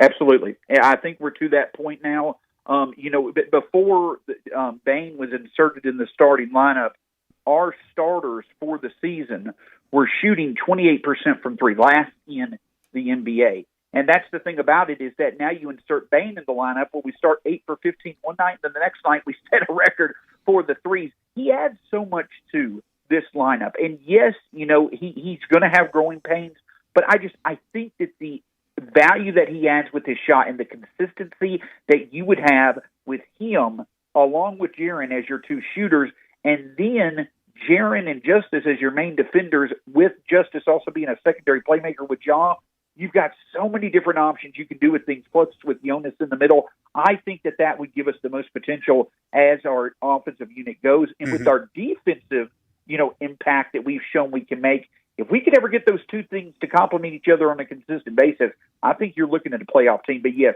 I feel that Bane definitely should be the starter going forward. Shout out to Grizzly Bear Blues site manager Joe Molinax for his start Desmond Bane, you cowards. Nothing negative there. But I definitely do back that now. I truly feel that there is plenty of evidence that putting him in the starting lineup makes sense for this team. Yeah, Joe was pretty adamant about that. Sean Coleman joining us, host of the Locked On Grizz podcast, writer for Grizzly Bear Blues. You can follow him on Twitter at StatsSAC. You mentioned Jonas Valanciunas. I am a big fan of JV, but yet you read people on Twitter, it's every other day that they like him or they don't like him, or he's good for the Grizzlies' future or he's not. Where do you stand with Jonas Valanciunas and the type of player he is for this next-gen Grizzlies? He is a perfect complement for the young core of this Grizzlies team. But I go two avenues with it. There's no doubt that he is a perfect complement to this. The numbers, like I say, the numbers with him when he's playing, when the numbers for Ja when Jonas is playing with him versus when he's not are just staggering. It's just impressive how well he plays with Jonas. Obviously, Jonas checks some boxes that Jaren does not at this point in his career. But you stack that up, that's the truth. Jonas certainly has value, and he adds a lot of positive value to the Grizzlies when he's on the court. Now, when it comes to it, I think that he fits good for the present. And if you want to make it to where he may fit somewhere in the future, that's fine. But I do think it's fair to question when this Grizzlies team gets close to being a sustainable winner and wants to start talking about contention, how much value can Jonas add in high leverage and playoff situations versus playing in an athletic lineup where you've got Jaren and Brandon Clark next to each other? I think that's a fair question. So if that's the question that you have, and I think that Taylor Jenkins would ask that question, then does Jonas potentially have more value as a trade piece in the present to bring you in a future asset that you can have control of as you're closer to contention? I think that that's a fair question to ask. But at the end of the day, for now, especially when you haven't had the chance to really see how he can continue to play with Jaren and without seeing what he can play with Justice, I don't think you have that conversation right now. What I clearly think the focus is on is in a year when the Grizzlies want to accumulate as much knowledge and data about their current roster that they have, I think they need to clearly see what their roster at full health can do with Jonas, and I think that there are indications that they certainly are playing well with him. So in terms of keeping him, I certainly would, and I also think that there's more evidence now than ever of just how valuable he is to your best players playing to the best of their ability. If they are fully healthy, who are the odd guys out? You know, I believe we talked about this, Eli. I had mentioned it, I think it was the last question the last time we talked, how excited I was about a two-lineup scenario. If you put Bane in the starting lineup, so Ja Bane, Justice, Jaren, and Jonas, and then in that second lineup, I probably would go with Tyus, Melton, sorry about that, Clark. Tyus, Melton, Clark, Dillon. Yeah, Clark, Dillon, and Tillman. Those would be the 10 guys in the first two lineups. That leaves out Grayson, it leaves out Gorgie, and it leaves out Kyle Anderson. Now, I think that you probably go with Brandon Clark and Kyle instead of that top 10, but I think the odd guys out, I would say it would probably be Grayson and Gorgie. I mean, obviously Gorgie, I think, is obviously the guy out, but in terms of the guys who just are not in that lineup, I think it comes down to Grayson because you haven't made the long-term commitment to him, but then you come back and say, Coach loves his shooting. So it's hard to sit there and say that there's an odd guy out because you could legitimately make a case for Taylor Jenkins to play 12 guys deep when we are fully healthy, which is a great thing. When it comes down to it, though, with three-point shooting and how important that is, do you trust DeAnthony Melton's three over Grayson Allen's three? I do not, but I do Defensively, feel. though. Yeah, but they have defense all over the court. I'm thinking one thing they've always lacked is three-point shooting. Why would you get rid of the one that's the better three-point shooter? It's definitely a good question. The reason, though, that I say that I would probably trust DeAnthony Melton over Grayson Allen is because when you look at the impact that Melton has, when we have Melton on the court this year, the Grizzlies legitimately are in the argument of having the most disruptive defense in the NBA through the deflections, through the way that they create nightmares for backcourts, opposing backcourts through their steals, the way he can turn defense into offense. And so his lack of three-point shooting compared to Grayson is made up for the extra opportunities he creates and how well he is in transition. But there's also the added caveat that there are some good indications that Melton has improved as well from not only being a pull-up shooter, but also a catch-and-shoot shooter as well. So I think that there is a fair argument, and I think that you can say that Taylor Jenkins may prefer Grayson because of his three-point shooting. But if you feel confident in Melton's ability to shoot, I feel that his body of work in all other areas to impact the game is significantly higher than Grayson. So that's why I would choose him over Grayson. Because if Grayson's shot not there, which you hope you don't see anymore, but if Grayson's shot were to not be there, his value significantly lessens for the Grizzlies. Do you think Brooks has value on the open market? It's hard to say with how his offense has been. I've talked with some folks, just in general over Twitter and things like that, and I feel that one of the big demands for contenders is wing defenders. And I think that Brooks has certainly established himself as being a disruptive wing defender with his ability to deflect passes and things such as that. I don't necessarily know, though, if he's going to garner the interest or the return that would make the Grizzlies trade him. But I do think that if you took him and you put him on a bench role for a contender who needed defense off their bench, I think that he adds more theoretical value in that situation than he does with the Grizzlies with the other options that we have, like Melton and Bain. I made kind of a list of the 5 options that we have at shooting guard, and it goes, in my opinion, Melton, Bain, Dillon, Grayson, and Concher in terms of their potential and the way that they complement this roster. I think Melton and Bain are the ones that you keep, and anybody below them, you look to see what they could offer in a trade piece. So I don't really know if he's going to garner enough interest for the Grizzlies to trade him, but I could see him being a fit for a contender that wants a reasonable contract and a guy that could develop off their bench and add defensive value off their bench as well. All right, final question for you, Sean. I was cranking up the numbers here. 115 games Jaren Jackson Jr.'s played in. He's already missed 60 now in his career. How concerning is that? I'm not too concerned as of yet, because a big part of the reason why he has missed games is because of how cautious this team is being with making sure that he gets back. But I'm on the verge of being that way. I don't necessarily want to put too much onto it because I don't mind the Grizzlies being cautious as they are. But when you see a knee injury to a player of his body type with the style of play that he has, you start to think to yourself, okay, is this a situation kind of like a Kristaps Porzingis, who Jaren compares very favorably to as far as being a comparable? And with Kristaps coming back from his injury, he's certainly not as consistent at being elite like he was before his injury. I'm not concerned as of yet. I want to see Jaren come back, but I do think that we're one other knee injury away from where you do become concerned. And the other thing that I'll say is this, is that I don't think that he's going to sit out for the season. I'm not suggesting that's the case. I do think that they're going to wait till after the All-Star break. But I wonder, I'm interested to see when he comes back and how well he plays, how that's going to potentially impact extension talks that'll start this summer, because that's something that's on the horizon. I think that he's going to get an extension, all that different stuff. But there's some conversations coming up, so I'm not concerned as of yet, but I think that there's going to be a lot riding on how he looks when he gets back. Sean, terrific stuff. He's the host of the Locked On Grizz podcast. Check that out. Also writer for Grizzly Bear Blues. Follow him on Twitter at StatsSAC. Sean Coleman. Thank you, Sean. Really appreciate it. Always a pleasure, guys. Y'all have a great one. Stay safe. You too. Interesting. Well, Sean mentioned the latest wave of All-Star voting returns are in. We'll take a look at those coming up.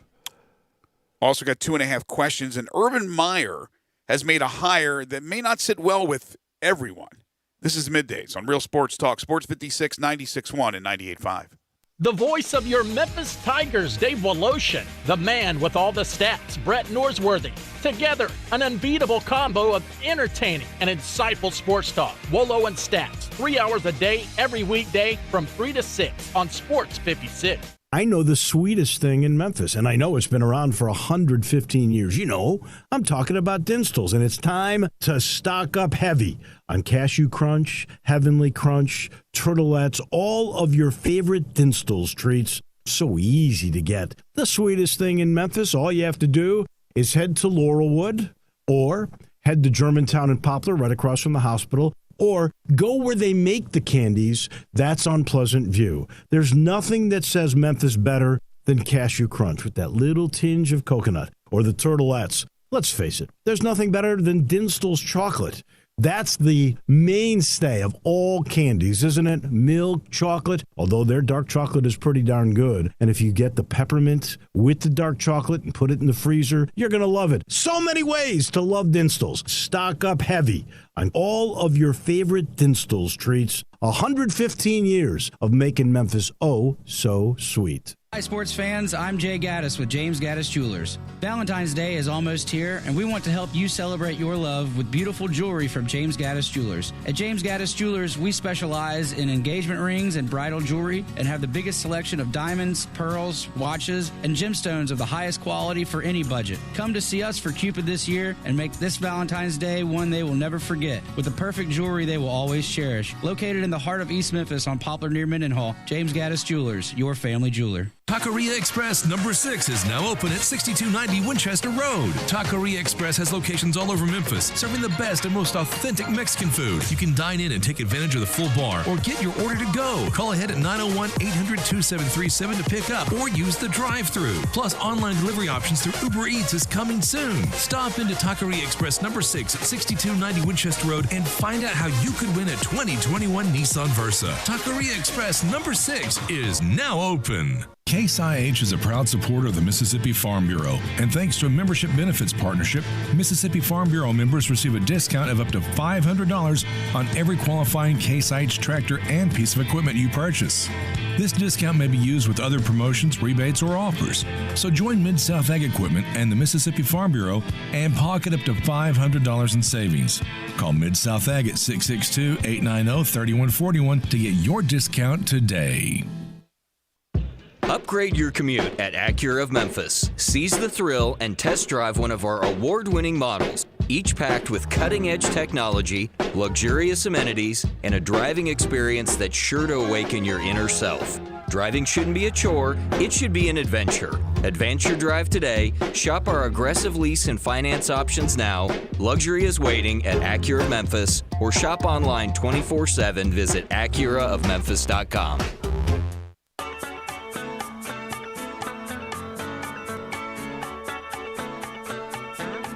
Now, back to Sports 56 Middays. This hour of Sports 56 Middays is brought to you by James Gaddis Jewelers at 4900 Poplar. Here once again are Greg Gaston and Eli Savoy. Jacksonville Jaguars head coach Urban Meyer. Is Urban Meyer also the GM? No, I don't think so. Okay. But he has hired, so I'm sure he is right there in all hiring situations. He's hired former Iowa strength coach Chris Doyle as the Jags director of sports performance. And you may recall all the controversy in the summer with Iowa and the backlash. And Chris Doyle, right, Gabe, was right in the middle of all that. Sure was. Had to get let go because of it. It wouldn't be a Urban Meyer staff or a Urban Meyer coach team if there wasn't controversy going on. He had to do something to just shake it up. You beat me to the punch. He doesn't care what other people think. If it works for him, and that's sort of the Nick Saban way as well. I don't care what you think and what's happened in this guy's past unless he's a, God forbid, like a pedophile or a hardened criminal. I don't care if you don't like the guy. If it helps my organization, then I'm hiring him. Does it? I don't know. Given what happened at Iowa, it's just hard for me to imagine the black players on his team being very happy about that hire. That's a good point. It just doesn't make much sense. Yeah, I'm saying what he's probably thinking. I don't care what you guys. This is going to help us, but. No, Chris Doyle's a great strength coach, but after what happened at Iowa, it seemed like an untouchable. But Urban Meyer doesn't believe in that. I mean, you hope the guy learned from the mistakes he made. And I guess that's the hope there as far as that is concerned. So the second wave of All-Star voting numbers are in. And John Morant did fall down one spot from 4 to 5 as he was passed by Donovan Mitchell, although they're nowhere close to the top guards in the Western Conference. LeBron James and Kevin Durant continue to lead the way. Steph Curry is the only other player over 4 million votes. But in the Western Conference, currently you got Curry and Doncic, who are the two top guards, with Damian Lillard still having a chance. He's 400,000 behind Luka. Probably won't get there, but he's the only one with a chance. Because you drop off from Lillard at 2 million to Donovan Mitchell at 479,000. So there's a 1.5 million difference between number 3 and number 4 at the guard positions in the West. But again, in all likelihood, it'll be Curry and Doncic that are the starting guards. And up front in the West, LeBron, Jokic, and Kawhi Leonard, although Anthony Davis is only a little over 100,000 votes behind Kawhi Leonard, so he certainly still has a shot there. Eastern Conference guards Bradley Beal and Kyrie Irving, with James Harden not too far behind. And in the front court, Durant, Giannis, and Joel Embiid with a pretty sizable separation there between 3 and 4. The weirdest part, in the Western Conference guards, you've got Ja at 5, Devin Booker 6, Chris Paul 7. Okay. All right. That's fine. Number 8 is Klay Thompson.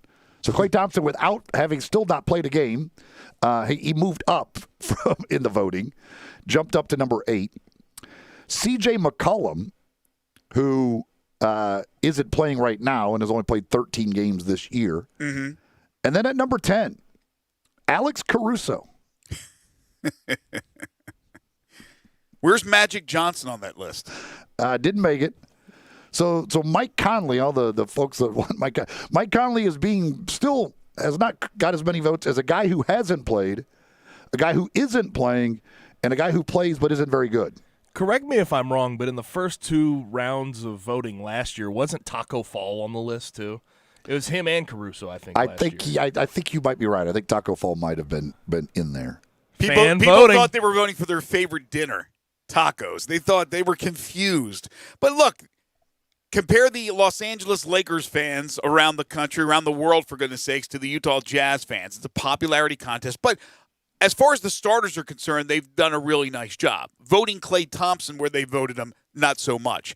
And let's be honest here, and Sean Coleman, who just joined us, he alluded to it as well. We love John Morant, right? He has been a breath of fresh air and a legitimate star that the Grizzlies will now have, and hopefully for his whole career.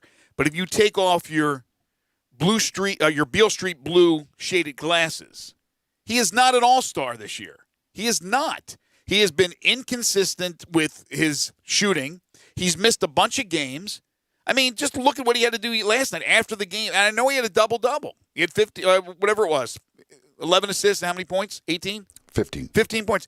He's still, for a normal player, like so much better than those guys. But he is not yet there. He's not Steph Curry. He's not Luka Doncic. He's not Lillard yet. He is on the cusp. But if you just look at what he's done so far this season, he's missed a bunch of games, and he's had some down games. He hasn't been consistently great.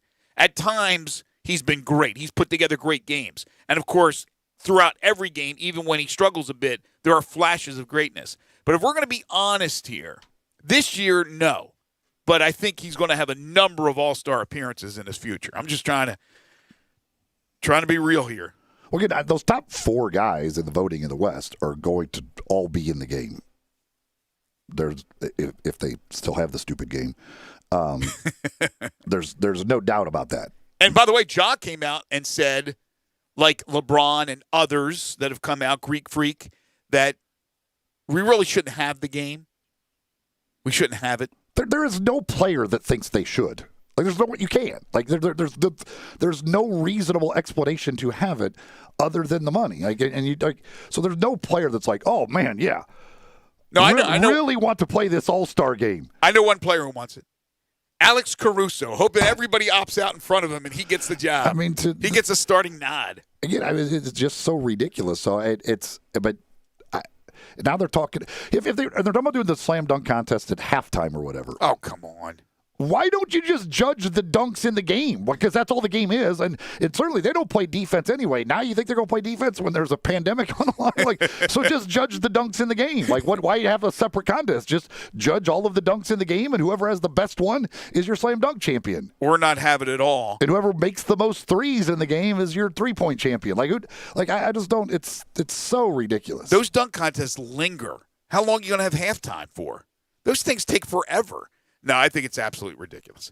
Time now for 2.5 questions. Who, what, where, when, how, and why? Questions start with these. Step right up and answer all my questions, if you please. I'm just a normal kid, like you, except that I ask questions.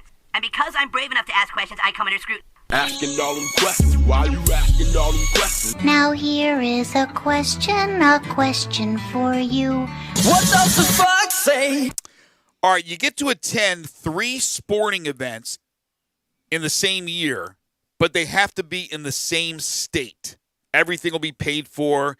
You'll get all the the nice stuff that goes with it. So which 3 do you choose? You can attend 3 sporting events in 1 calendar year, but they all have to be in the same state. So it's got to be events that are played in the same state every year? Yes, and we're not going to talk about it's tough for like the U.S. Open golf tournament, and this year for the PGA, it's Kiowa, so it would be South Carolina. But if you know something that's being played in that state this year, then you could pick that as well. But you know, obviously, with the Masters, it's always going to be in Georgia. So that's what I'm looking at. It could be a regular season game of an NBA team, of a Major League Baseball team. It doesn't matter. It could be a single event. But the Super Bowl, can I? No, you don't. Unless, what's the schedule for next year? Next year would be Next year's L.A. L.A. So yes, we're talking about this next year. 3 events. So this next year is it's just this year. Yeah, okay, next year. Well, let's see. I would go. Wait, now, so the Super Bowl does count because it's Yes. actually in 2022. Oh, okay. Well, but it's the next Super Bowl. So yeah, I'll put that in there. I'll give you that opportunity. Well, I would do let's see, the U.S. Open is at Torrey Pines, right? Yes, it is. This is going to be easy now. Super Bowl at L.A. And then what else will I want to do in California? What else what other game do I want to go to in California? Well, again, you can't project, but they'll probably end up being a World Series game in Los Angeles, yeah. although you hate that. You hate that stadium. You've had a bad experience there. But after you give the answer, I want you to answer it again and I'm going to take that out of consideration. I'm going to take the Super Bowl out of consideration because it makes it so easy that it's in California. Then I would go, and then the third one, I guess I would go. I'd go see the Cubs and the Padres at Petco. I haven't been to Petco. How about Pebble Beach? They're playing this week on the PGA Tour. It's not a bad place either. Yeah, if I'm going to Pebble Beach, I'd rather be played. Yeah, you don't want to get 2 golf events either. Yeah. So you're doing a Major League Baseball game, is that what you said? Yeah. And I'll go see the Padres. U.S. Open, Super Bowl. Okay, let's take Super Bowl out of the equation. Now give me a state. Is it still going to be Cali or is it something else?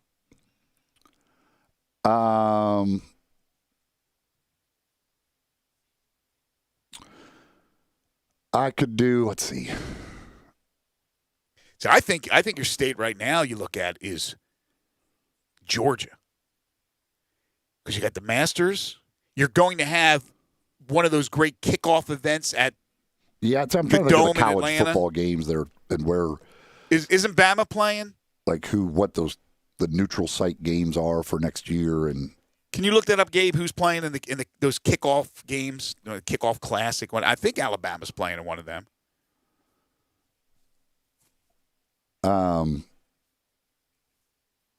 Yeah, I don't know. I don't know the college football. I need the college football. I got the SEC schedule here. Does it list the sites? I think it does. Yeah, I'm pretty positive that. Well, I know there's 2 games that'll be. Trying to figure out who's playing in Dallas or Arlington. Yeah, 2 games at Mercedes-Benz Stadium. The Ole Miss Louisville is in Atlanta. Yeah, that's like the Monday or whatever. And Alabama Miami is in Atlanta. Does Arlington? There's nobody playing. There should be somebody in Stanford and Kansas State at AT&T. Oh, Georgia and Clemson. Stanford and Charlotte. and Kansas State? Oh. Yeah, Stanford and Kansas State. Georgia and Clemson playing in Charlotte. Yeah, it's a shame Georgia and Clemson weren't playing in Georgia. All right, I could. I would do the Masters, the Alabama Miami game, and oh no, that's the I think it's in Charlotte. Okay.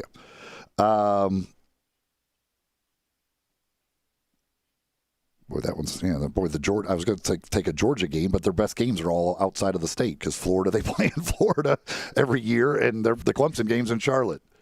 The makeshift NBA All-Star game. No, I'm not going to the All-Star game. That's for sure. How about the Wings place with our boy Magic Lou City? Williams? I've been to Magic City. You've been to Magic City. That's right. I'll go. I could do. Okay, I'll do the Masters, I'll do the Alabama-Miami game, Mm-hmm. and then I'll go see the Cubs play the Braves. Okay. Braves are good. Good enough. And I haven't been to the new Braves Park either, so that works out nicely. I'll throw that out to our listeners as well. So this upcoming year, you attend 3 sporting events in the same state. What 3 sporting events are they? What state you picking? Again, this upcoming year. Question 2. Give me a bit of a sleeper. It's very early, but give me a bit of a sleeper for next year for the NFC and for the AFC. We've talked about odds for Super Bowl for next year and the usual cast of characters. Kansas City's the favorite. Defending champion Buccaneers are up there, but it's sort of a sleeper team for the NFC and an AFC. And a lot still to be determined with these quarterbacks and the musical chairs that'll probably be happening. By the way, I do want to, and I should have thought, instead of the Alabama-Miami game, I'll do the SEC championship game. Okay. I'll watch Alabama play Georgia or Florida instead of playing Miami. That's right. You've improved now your opposition. Sleepers. One sleeper from the AFC, one sleeper from the NFC for next football season. What is it required to be a sleeper? I don't know. You give me a team, I'll let you know if it's a sleeper or not. Would Arizona qualify as a sleeper? I think so. And I don't have the odds in front of me. I would say anything that's probably 15-1 or more. I can't imagine Arizona's. I would say Arizona and the Chargers. That is a sleep. In fact, that's a hibernating team right there. So Chargers and the Cardinals. Okay. Next question. Take who you believe is the top 3 teams in each of the Power 5 conferences and the Big East. We're talking basketball here.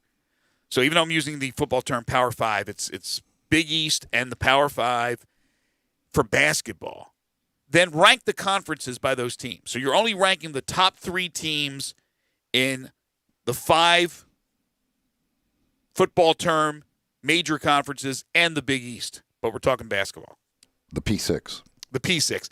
You want to say P7 with the American, but this year they're really bad. So but I'm football, just ranking the top 3 teams by current standings? Yes. By current standings, rank the top 3. Take the top 3 teams in each of those 6 conferences and rank the conferences. Okay. A little bit of work here.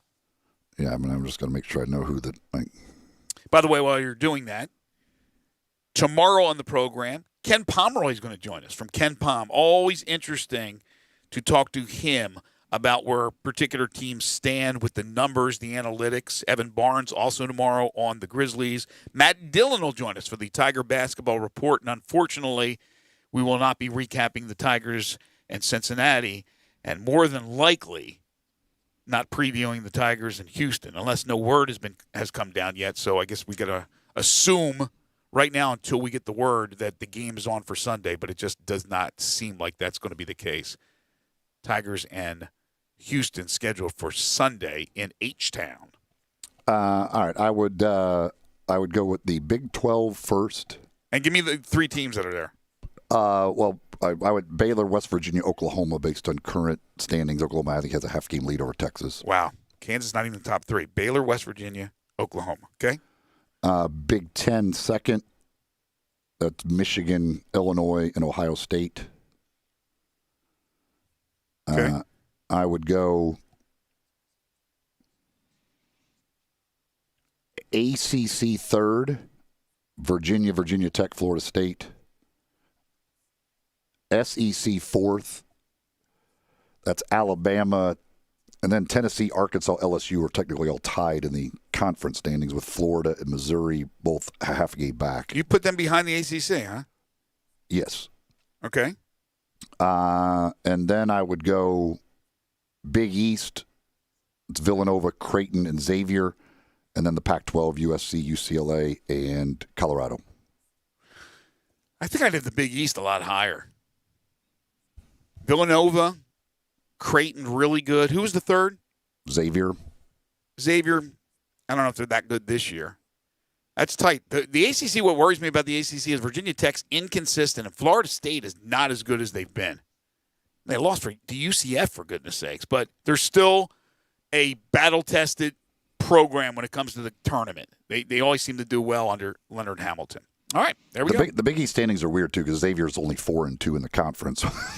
So, whereas Creighton is 11-4. That's right. You have those teams that have missed a bunch of games, but they're still percentage-wise way up there. All right, final segment coming up. Then in hour number 3, we'll be joined by Dave Sampson at 12:05, former Marlins president. This is Middays on Real Sports Talk, Sports 56, 96.1 and 98.5. Broadcasting from the Family Leisure Studio. We are Sports 56, 98.5 and 96.1.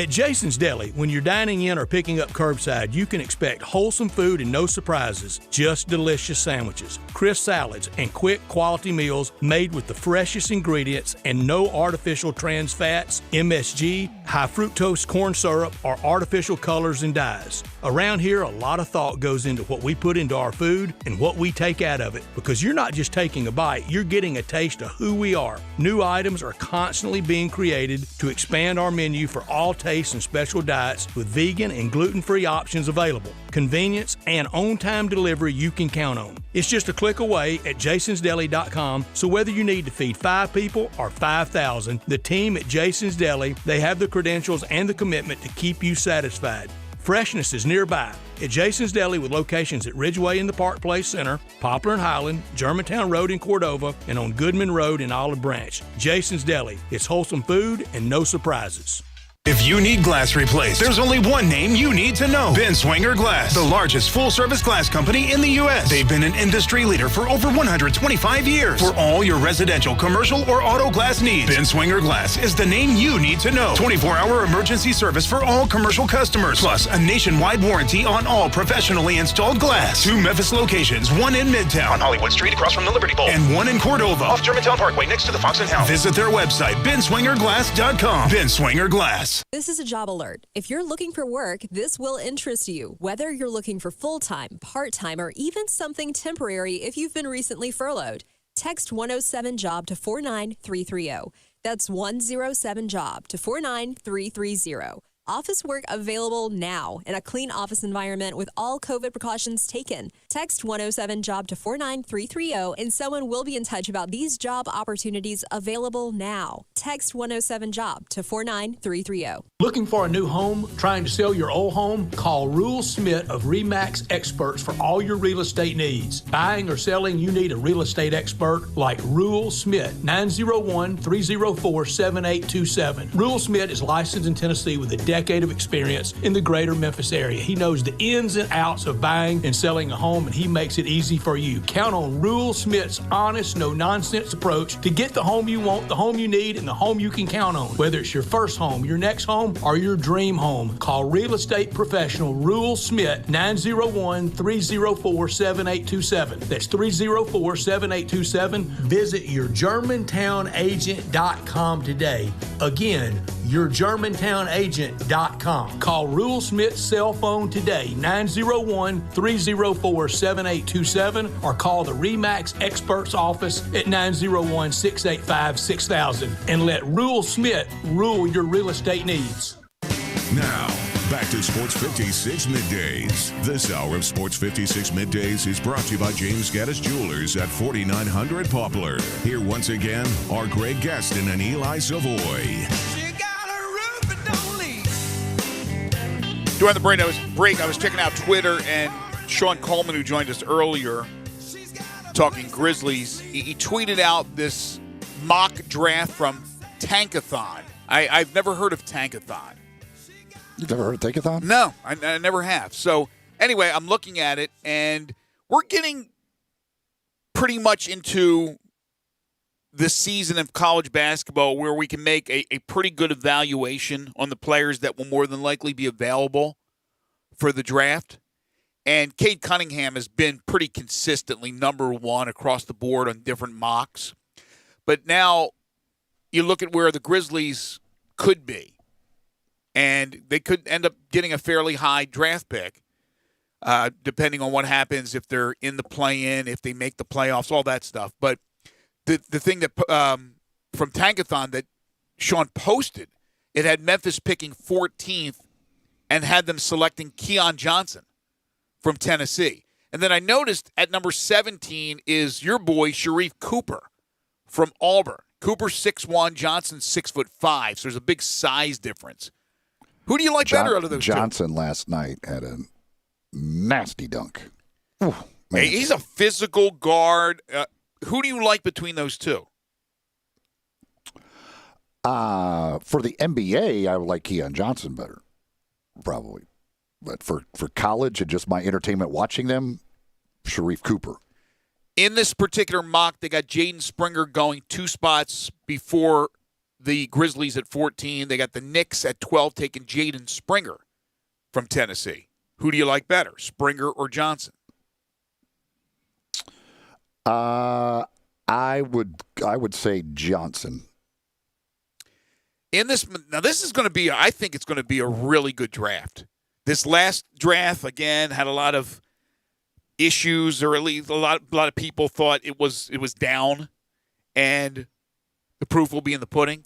Well, there will not be a debate over who will go number 1 in this draft.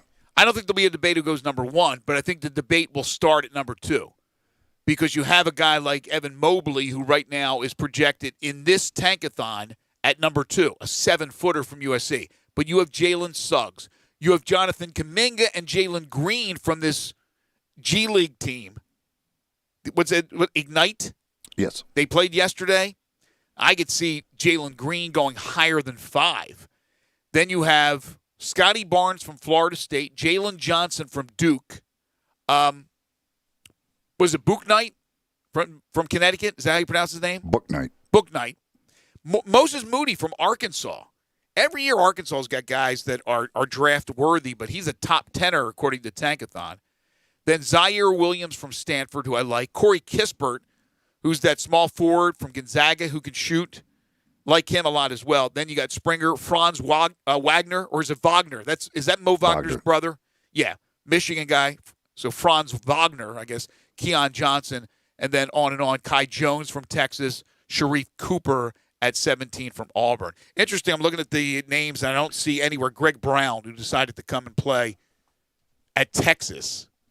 It's interesting because with Sharif Cooper, there seems to be a lot of people seem to think he's going to be back at Auburn next year and not go. But if he's going to be in the middle of the first round, which take it for what it's worth on a mock draft, but if he was going to go that high, I would think that he would have to leave. Yeah, I would think that's a possibility. Well, tennis fans. Oh, go ahead, Eli. Well, no, I forgot what I was going to say. You were talking about Sharif Cooper. No, what I was going to say. I mean, if whoever has the number 1 pick doesn't take Cade Cunningham in this draft, then their GM should be fired. No, it's going to be that like that. You can't even. There's no way you could pass on Cade Cunningham. Dude he is so talented. Well, even as special as John Morant was, it was a no-brainer that it was Zion Williamson. This may not be as slam dunk as Zion, but it's pretty close. Yeah, I don't see. I mean, if Jalen Green, I guess, is just like unbelievable in the bubble for the G League, then maybe I guess you could make a case for him. But I just don't see how anybody could be taking over Cade Cunningham. It's the gubble, man. It's the gubble. I will not call it the gubble. He refuses to say it. Tennis fans, listen up, because I've got 2 ways for you to ace the Australian Open on FanDuel Sportsbook. The Aussie Open, the first major of the tennis season, is underway. First off, you can win a share of $20,000 when you bet any Aussie Open market. Earn points when you win the Climb the Tournament leaderboard. And if you don't have a FanDuel account, new users can bet the top 5 men's players to win this year's Open with exclusive 30-1 odds. Just sign up and make your first deposit in the Sportsbook app. That's what I love about FanDuel. It's so easy, really easy to use, and things can complicate me. Your modern technology, it frightens me. It's safe and secure. They have all types of great specials. So just download the FanDuel Sportsbook app and sign up with promo code GASMAN so they know I sent you. That's FanDuel Sportsbook, promo code GASMAN. Bet the Australian Open.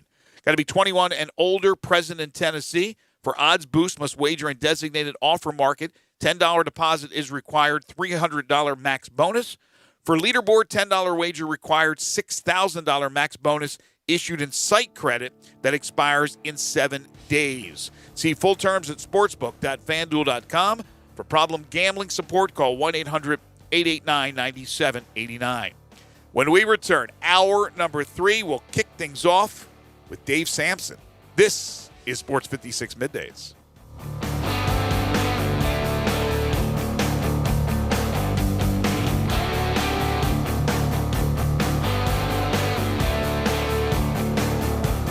The folks at Homer Skelton Hyundai want to say thank you. Thank you, Memphis, for another spectacular year. They set records, but I can understand why. You think about the product. Where else do you get a 10-year, 100,000-mile limited powertrain warranty? That's what you get on every new car at Homer Skelton Hyundai. Oh, and thank you again for the 11th straight year, the #1 certified pre-owned car dealership in all of Memphis. It starts with that product, but then it goes to the shopper assurance. Where else do you go where you get transparent pricing, flexible test drive, take the car for a couple of days if you want, streamlined buying process? You're not going to be there all day, in and out. And then, and I have not seen this anywhere else, the 3-day worry-free exchange. You buy a new car, if you've got any buyer's remorse, you've got 3 days to change your mind. Just get on Lamar, take it into Mississippi, the first exit's Craft Road, turn left, and go see Chris True and all the gang at Homer Skelton Hyundai. I'm here with the great Pat Donahue from the Rendezvous Restaurant Shipping Department. Thanks, Brett. We've been shipping our ribs all over the country now for decades from our USDA-inspected shipping kitchen in the Pinch District. We hand-cook our ribs in pits that Mr. Charlie built over charcoal, just like they do at the restaurant. So what comes in a rib box? We could do pork shoulder, we could do ribs, our sauce, seasoning, baked beans, coleslaw. We'll even throw in Pancho's cheese dip with our nacho boxes. We also put a bag of Rendezvous seasoned popcorn, heating instructions, some chef hats, some wet naps, and some other helpful tips from our kitchen. We ship our ribs overnight, exclusively FedEx. And we put them in nice packaging. We don't ever want to use styrofoam, so we use corrugated cardboard, actually 2 boxes that fit nice together. So the ribs get to you, your loved ones, or your clients in a safe, wholesome manner. Rendezvous ribs are perfect for out-of-town clients, customers, loved ones. We also ship ribs for any occasion. Where do we order these great ribs? You can go to www.hogsfly.com or give us a call at 1-888-464-7359. Charlie Burgos' Rendezvous Restaurant in the alley since 1948.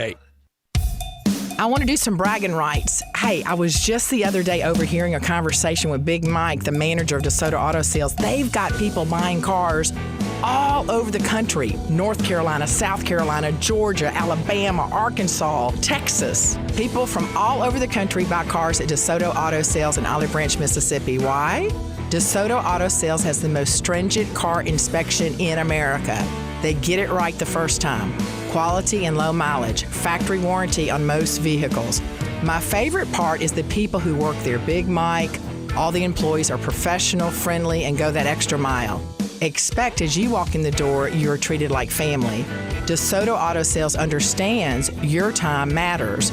We can help you find your dream car and get all the paperwork finished in less than an hour. Come see us at DeSoto Auto Sales and be part of our family. Have a great buying experience every time. 662-890-7184. Hey, Dave Woloshin here. I want to talk to you about my good friends at PrestoShutters.com. They're open right now, and prices don't get any cheaper for window replacement, window treatments, exterior shutters, inside plantation shutters, roller shades, blinds, whatever window fashion you need, they've got. Amazing deep discounts, including installation. Everything you need is American-made. Visit PrestoShutters.com or call them at 901-244-7484. That's 901-244-7484. Memphis, it's official. Crab Kings is where it's at. The best seafood with 7 flavors to choose from. Try the shrimp and chicken pasta. Now available is the salmon and fried lobster pasta. Snow crab, king crab, dungeons and more. Fish platter, $9.99. Lobster tail, $10.99. Jumbo wings, 99 cents each. Download the app or search Crab Kings on Google. Visit us at crabkingstn.com. Crab Kings Seafood and Pasta, Memphis favorites. Memphis, it's official. Crab Kings is where it's at. The best seafood with 7 flavors to choose from. Try the shrimp and chicken pasta. Now available is the salmon and fried lobster pasta, snow crab, king crab, dungeons and more. Fish platter, $9.99. Lobster tail, $10.99. Jumbo wings, 99 cents each. Download the app or search Crab Kings on Google. Visit us at crabkingstn.com. Crab Kings Seafood and Pasta, Memphis favorite. We are Sports 56 WHBQ Memphis, W253DF Memphis, and WIVG Tunica Memphis. Flynn Broadcasting Stations. Now, back to Sports 56 Middays. This hour is brought to you by East Memphis Ace Hardware at Quince and White Station. Here once again are Greg Gaston and Eli Savoy.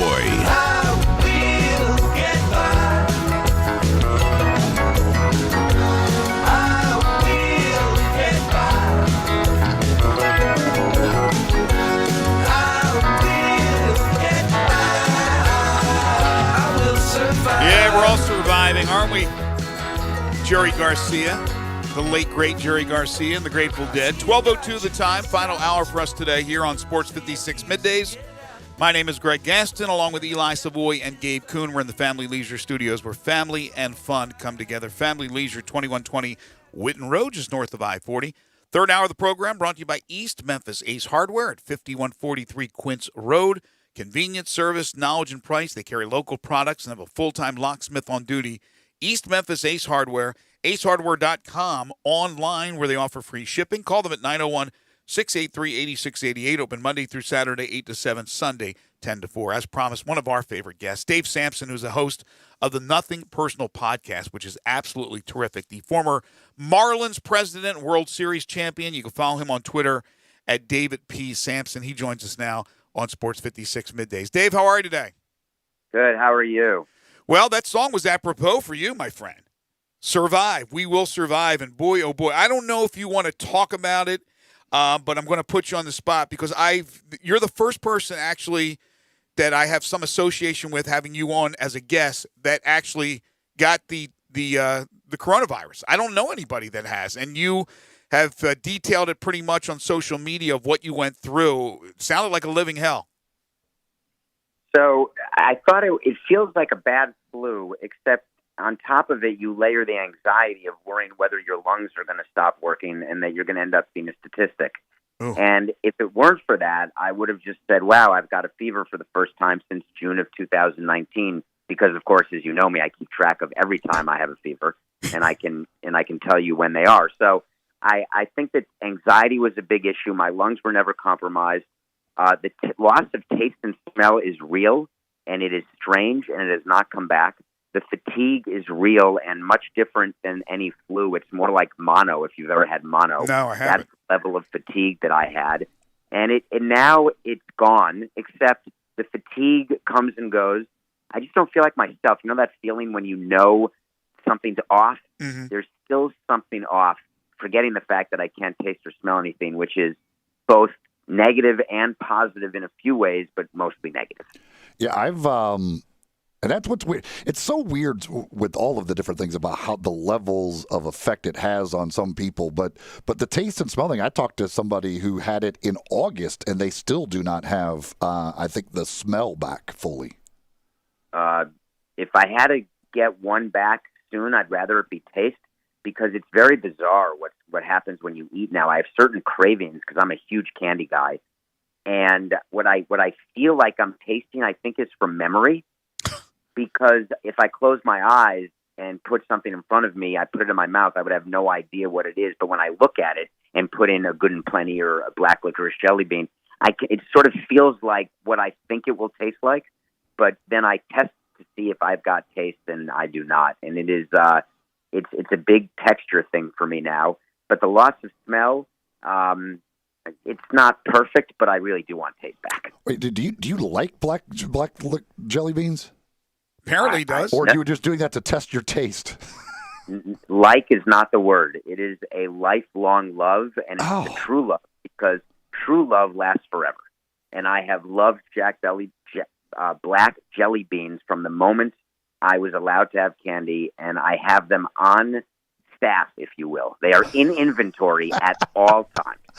That is the only way I would be able to eat a black jelly bean is if I lost my sense of taste. You held your nose. But let me ask Dave the question we asked everybody yesterday. Actually, this is perfect. Yesterday we asked for our 5 favorite things. What are your 5 favorite candies in order? Since you are a candy guy, give us your order, 5 to 1 favorite candies.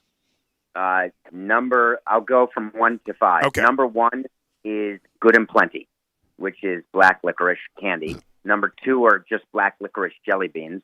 Number 3 are chocolate nonpareils, not snow caps, sort of the bigger chocolate nonpareils. Number 4 are spice drops, and number 5 are candy corn. Whew, man, you have some weird taste, and it has nothing to do with COVID. My gosh, that is. Do you drink? Just not a, do you drink? Only when I'm asked.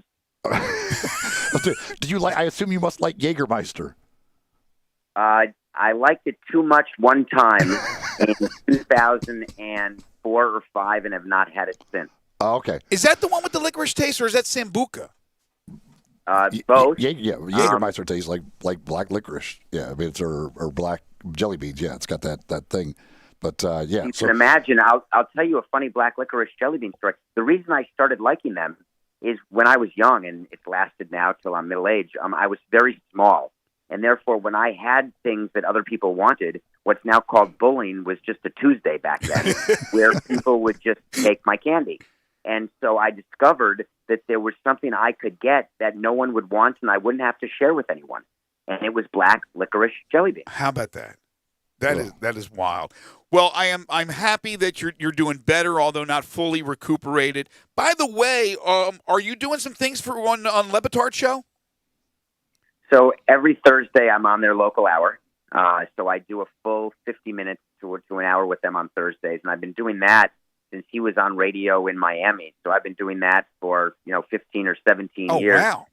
Taking a break when the owner of the Marlins told me that if I don't stop going on Le Batard, he'll fire me. And I looked at myself and said, well, I don't want to get fired, especially for cause. So I took a couple of year break and then started again. And obviously since I was out of baseball, I'm back doing it every week and even longer than that. We have a lot of fun.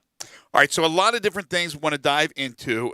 First of all, this is a tough one because he's a friend of ours. He's from the area. He's been on the show, and that's the Mickey Callaway deal. Now the pitching coach, of course, suspended with the Angels, former skipper of the Mets, pitching coach with the Indians, has had a lot of success. Is it inevitable that he's going to get fired? And what do you think the future is? Is it going to be out of baseball? I think that he will get fired, and the reason he hasn't been fired yet is that the Angels are doing an investigation, and what they're trying to do is fire him for cause. What they may be hoping is that it'll leave the news and people will forget, but in this day and age, people don't forget, and there have to be consequences beyond suspension. If they were willing to pay him out his deal, they could have fired him that day and just paid him out. But they are investigating because he denied the allegations, even in light of the evidence presented by The Athletic and its reporters. In terms of the ability to get back into baseball, it's a bit of a third-rail situation that Jared Porter finds himself in, the former GM of the Mets, for like a 5 or 7 minutes. And now Mickey Callaway, who had a much longer career than Jared Porter. And I think that the lesson to be learned is an important one. And unfortunately, there are people, or fortunately, I guess, I don't know if it's fortunate or unfortunate. I think it is, right? Right. There are people who are going to be at the forefront of those lessons being taught and will be made examples of. And this goes back hundreds of years where people were made examples of. I think what Mickey needs to know and what people are now realizing is that your view of comfort may not match with other people's view of comfort, and you better be careful that you find out what the other person's definition is.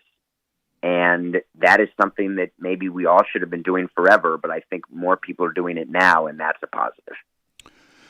So with this latest round here, now we've got an agreement on the season starting on time. One of the things that has confused me is the whole DH issue, the universal DH. And I was reading a thing last night where basically both sides want the universal DH, but it's a bargaining chip that the players don't want to give in on. They think maybe they'll just end up implementing it anyway. And so we got this like standoff, which is amazing that baseball always has these types of things. But what do you make of what happened where they turned down the 154 game schedule? Now we do have the full schedule. But we're still sticking with 7-inning doubleheaders and the man on second and extra innings. So that's a lot to dive into. Let's start with something that it really is funny to think about, that in the real world, if two people both like the same thing, wouldn't you assume that then would become reality? And that is the story of Major League Baseball and the relationship between the owners and the players.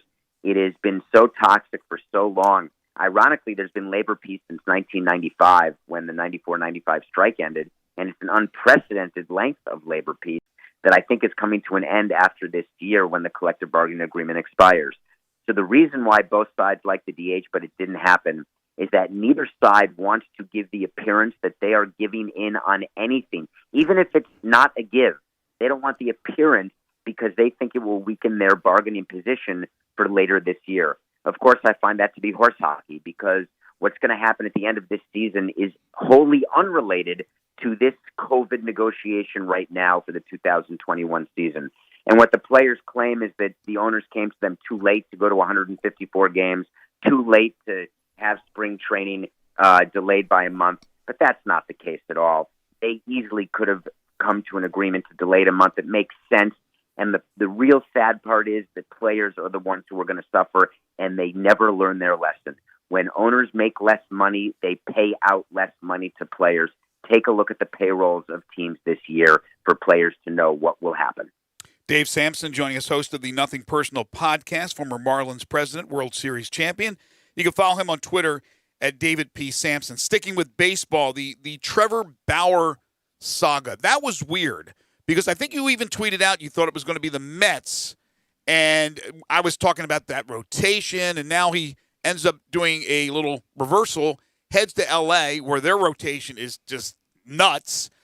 He's a little wacky. He's a little out there. But what did you think of the whole situation? Was he just kind of toying with the New York Mets? He was just negotiating, right? So he is he's really good at marketing himself, and I give him props for that. He's good on social media, but he is not nearly a $40 million pitcher. It's not even a question.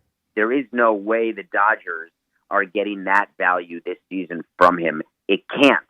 But the Dodgers are one of the few teams, and the Mets are another, who can afford to have a player not perform to his contract, whereas the rest of them need players to outperform their contract, and I think you'd agree that you can't outperform a $40 million contract. He's a great addition for the Dodgers because ego was getting there. They're trying to repeat as World Series champions. They want to be the first team to repeat since the Yankees in 98 to 2000, and they saw that the Padres were getting some good press, and they sort of like a big brother, squishing your little brother when all of a sudden he's getting a little more attention or he can run faster or jump higher. Mm-hmm. And that's what the Dodgers, in my mind, were doing. But I don't think Trevor Bauer is the difference maker that Trevor Bauer thinks he is. But boy, was he good at marketing himself. So let me ask you, from your days of running an organization, a guy like Bauer, who's kind of out there a little bit and doing some things, helping with his PR and I guess his market value. Being on the other side, not the player side, how do you deal with a player like that? And did you have any players like that? And would you mind sharing any players and certain situations you've had maybe in your past with a player, as far as somebody being out there like Bauer? Well, the guys we had who were out there the most was an old player of ours who's still in the league, Logan Morrison. He was one of the early adopters of Twitter, and I was all over him. And he and I are friends to this day. And we laugh about the fact that I was threatening him to send him to the minor leagues to say, if you don't start performing, no one will care about your Twitter. So you better focus on the game and the job. And I think that that's a good lesson for everybody, which is what is Twitter doing or social media doing to help you in your job? When you're in the media, obviously it is something that we all need and that we work hard to try to, get our platform larger and get the word out, to get more advertisers, to get more money. That's our job. In baseball, players do not get paid more for being more popular by owners. They get paid more to perform. And in terms of marketing dollars, I think that it's clear that Trevor Bauer, given what he's doing, is not going to be any company's spokesperson. He could get some one-off deals, so he's not doing it for that reason.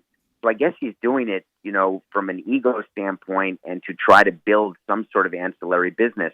But at the end, you've got to perform. And yes, he's been really good the last couple of years, but it was cute, right? He wasn't being paid a super ton of money. He had that incident with Terry Francona that got him traded from the Indians. He pitched hurt, he claims, and that's why he didn't perform well the year before with the Reds, I think it was, or the year before that. Who can keep track anymore? I keep thinking 2020. So this is a big year for him, right, in terms of his off-field and on-field persona, and it'll be interesting to see what happens. And the Mets could have had him, and I think that Trevor thought, a little bit like some other players do, that being in L.A. is where he wanted to be, whether it was home, whether it was where he believes Hollywood is, whatever his reasons are. He also got the highest AAV in his own mind, higher than Garrett Cole, even though the way I do the math, it was not. So that's another interesting nugget. With that, and regardless of, he's still going to be pretty good at the very least. He may not live up to $40 million. The Dodgers, it's getting ridiculous. They go, one year they go add an MVP. The next year they go add a Cy Young Award winner. It's getting difficult for anybody to keep up with them. Well, I think they've won the division for 7 years in a row or 8 years in a row. I could be wrong, but that's sort of the number in my head. So I think that this is what large revenue teams get to do. The Dodgers were doing it when I was in the game. The minute the insurance companies bought the Dodgers, Guggenheim Partners, they started operating differently. They hired Andrew Friedman sort of as cover because they wanted to say run it like the Tampa Bay Rays are run. But that's not how Andrew runs it. He runs it knowing that any mistakes he makes in any signing just gets covered up because we can release the player and sign someone new. He would take whatever money we ever needed to shed as a Marlin, and he would take it and then demand more draft capital, more prospects, more international signing bonus money. So he had, money to really make it so the Dodgers were going to be better if they were smart. There are plenty of teams who spend money who don't win, and they're just not smart. The Dodgers are smart, and they deserve what they've gotten. It still makes it hard to win a World Series. As you know, the Marlins have won 2 World Series in the period of time that the Dodgers have won 1. So you never know who's going to get the ring. Yes, pretty amazing. In the meantime, I, as a Cubs fan, have to watch the Cubs and Tom Ricketts act like he's going to go to the poorhouse here in the near future and have to dump a bunch of salary in order to make things work, which to me is just it's ridiculous what they are doing in acting as if they are a desperate team with no money. Well, can I just take the other side and say that it was 4 years ago when you, my guess is, as a Cubs fan, had a October that you'll never forget the rest of your life. There's no question. And you thought that now that you've won 1, we've got this core of guys together, there's no doubt that we're going to get another, right? Oh, yes. Okay. So you are falling for exactly what fans with emotion say, think, and feel. You feel as though, hey, we got 1 finally. Now we're ready for 2. We're ready for 3. We're going to keep everyone together. It's going to be great. Well, anyone who runs a team knows that you keep a team together for a period of time, and then pieces go and you replace them. You take a step back, then you build again as you go back up the mountain into another window of contention. The reason Theo left the Cubs is he was pretty clear that he didn't want to be around for the down. And he saw it coming because you can't sign all of those free agents. And I know it feels like Chris Bryant is the best third baseman in baseball, but he's not. I know it feels like Rizzo's the best first baseman in baseball, but he's not. I know it feels like keeping Lester was the only move to make, but it really wasn't. I think the Cubs have done smart moves in not signing certain players to long-term deals, in recognizing that they made a mistake really with the Hayward signing and how much money that took, and a mistake thinking about who is going to take the allocation of dollars. I think your response should be, man, we got a World Series. It's the greatest memory of my life, and I'm looking forward to the next window of opportunity with the next group of guys. And obviously, yes, I didn't think I was ever going to see one in my life, and they got that. And it's not necessarily about letting some of the guys go. I understand, I actually want Chris Bryant I've wanted Chris Bryant traded for a couple of years. But my thing is the way they keep framing it as if he is he's going broke because of the pandemic when he has bought up the entire Wrigleyville area. Like he's the one that took on all the debt doing this, which once they have, and the amount of money he made just off that World Series title alone, he's never going to be broke again. That's for sure. And once fans are allowed back in, they're all going to pack back into Wrigleyville and be spending, and everywhere they spend money, they're giving it to him. And I just don't like the way that he continues to frame it as if the way he calls the losses biblical and all of this stuff, as if he is a poor owner that we should feel sorry for. Yeah, I think that he could use some PR help. There's no doubt about that. I think that the way he's approached it, I think it's okay just to be honest and say we're keeping the payroll at around 150. You know what we used to do when we ran a team? We would hide our payroll from the other GMs because we didn't want anyone to know where our payroll had to be, because then we felt we wouldn't have leverage if they knew we had to shed money. Mm-hmm. And I always said to my GMs, listen, there's only 30 of us. It doesn't take a genius to figure out, because we would always speculate on other teams' payrolls. We kept literally like a briefcase, not with nuclear codes, but our own version of the football that had every team's roster, every team's payroll, every team and their players and their service time. So we were always projecting what other teams were doing with players, pretending we were the GM of those teams. What would we do? And I always thought that it was okay to be honest about where we were going with our payroll, because if you've got players of value, you will have more than one team who wants them, and that's what creates the leverage, not a team knowing you have to shed money.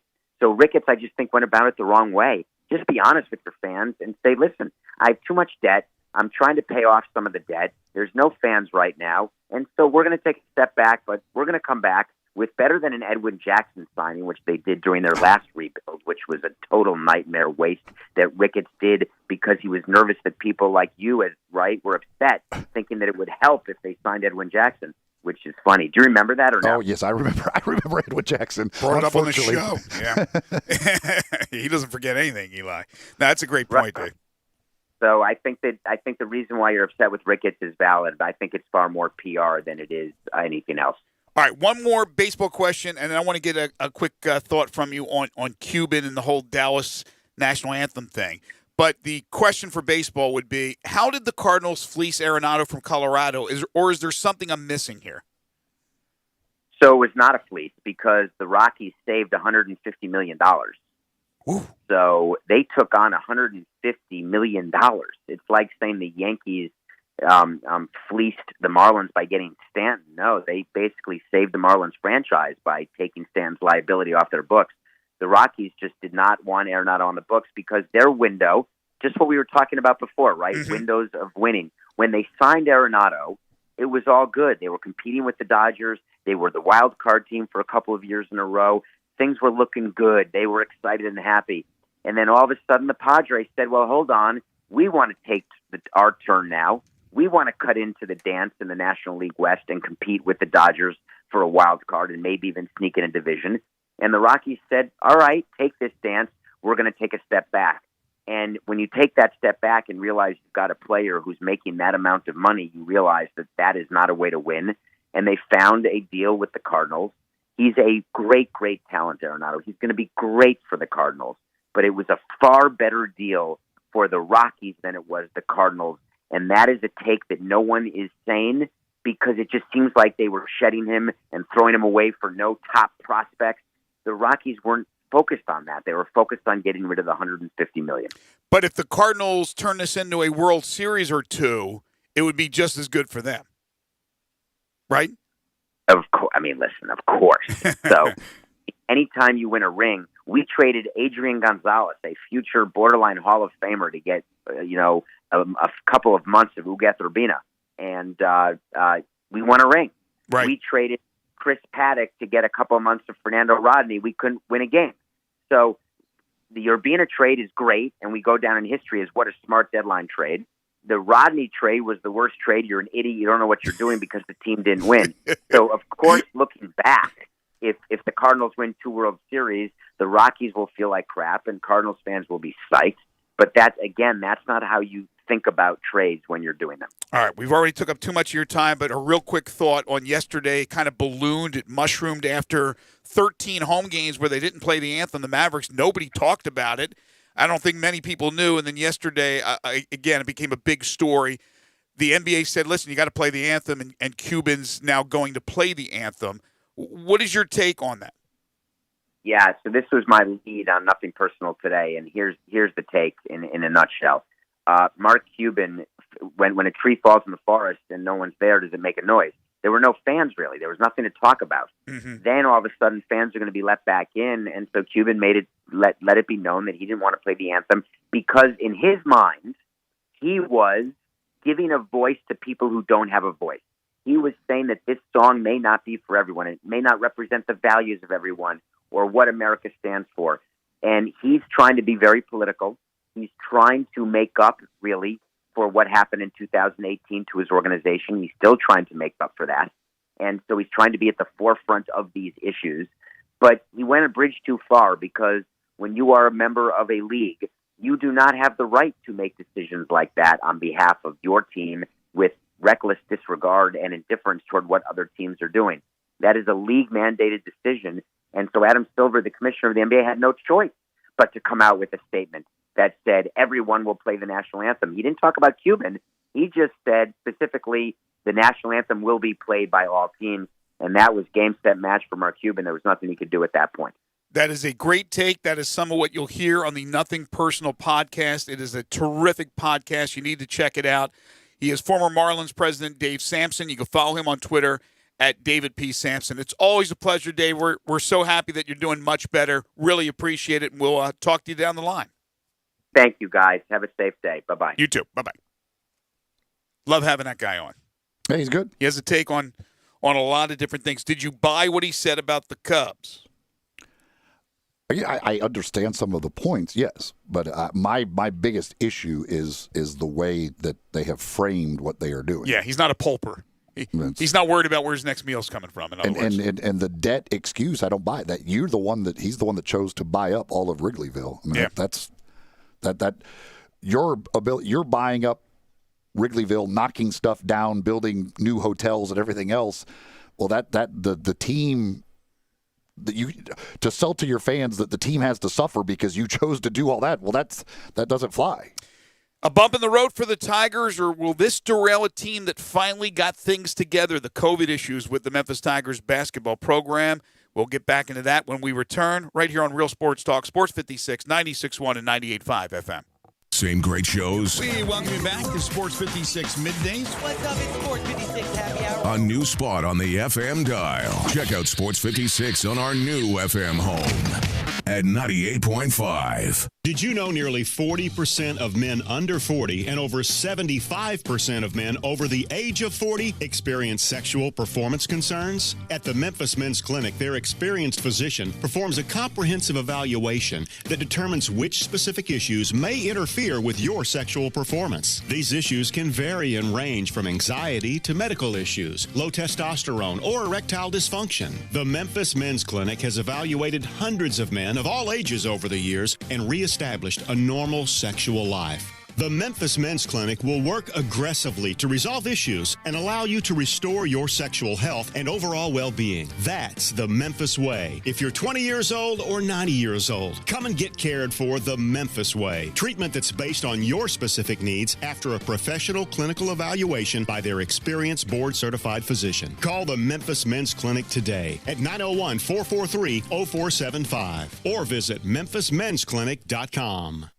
Brian Elder's Roofing Solutions. 2021 is finally here. Might I suggest we start the wonderful new year with a makeover for your beautiful house. I'm Brian Elder. I'm a roofer. I fix roofs. Don't let them tell you that it has to be replaced when all it may need is some love. 867-0303. Let me love on your roof. I've made quite the reputation over the last decade as the guy to call after the insurance company denies the claim. Overturning a claim that has gone bad is an art form where you argue county code, manufacturer specs, and details of your policy that they have to abide by. So let me see it first. If I say it's a claim, it's a claim. 867-0303. Money is free at Brian Elder Roofing with 0% financing for half a decade. I'll measure your roof from outer space and get you a quote right over the phone. 867-0303 or BrianElderRoofing.com. Call 867-0303. Brian Elder's Roofing Solutions. Before I protect my car. Restrictions may apply. Plans and costs for coverage may vary. Call for details. These days, you've got to do whatever you can to save money. One of our biggest expenses can be our cars, especially when unexpected repair bills hit. Not anymore. If you own a car, truck, or SUV made from 1999 or higher, you could stop paying for car repairs. That's right, you might not have to pay a penny to have it repaired. Just call 800-967-1671 now to see if you qualify. You must have an automobile made from 1999 or higher, and all repairs for your engine, transmission, and much more can become a thing of the past. Call 800-967-1671 today and get your car protected before your next repair bill hits. That's right, total protection for your car and no more repair bills. Plus, call 800-967-1671 right now and get free roadside assistance, free towing, free car rental, and free oil changes. Just call 800-967-1671 now to see if your car qualifies. That's 800-967-1671. Never pay for car repairs again. Just call 800-967-1671. 800-967-1671. The fun continues at Family Leisure with a brand new Factory Direct pool and patio sale. The new 2021 inventory is in. You got to get ready now and beat the rush. Become the first one to have your pool installed. They have spas in stock, and those are ready for installation right now, too. Complete your backyard with a new set of patio furniture, all state-of-the-art. Special financing available. Family Leisure, I-40 and Whidden Road, where family and fun come together.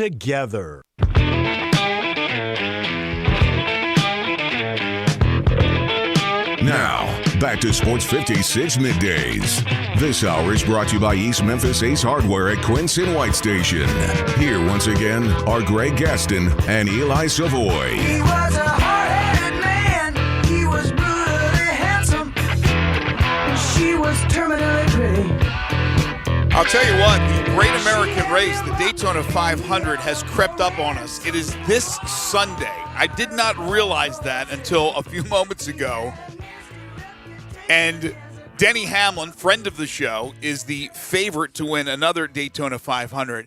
Interesting note, Derek Cope, who won 2 NASCAR races in his entire career, one of them, shockingly, the 1990 Daytona 500, is now 62 years of age, and he's going to give Daytona another shot this year. He's got to qualify with the, I guess the twin qualifiers are tonight, but the top 2 spots are already set, and Sunday is the Daytona 500. Wow, I can't believe that I didn't even realize that. It's one thing for a quarterback to win the Super Bowl at 43, but if a 62-year-old could win the Daytona 500, I mean, that's interesting.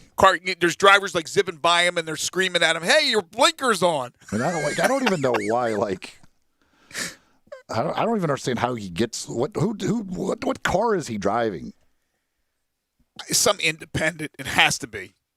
No, he's got no big sponsored car. I can tell you, I don't think Joe Gibbs has signed Derek Cope for his team.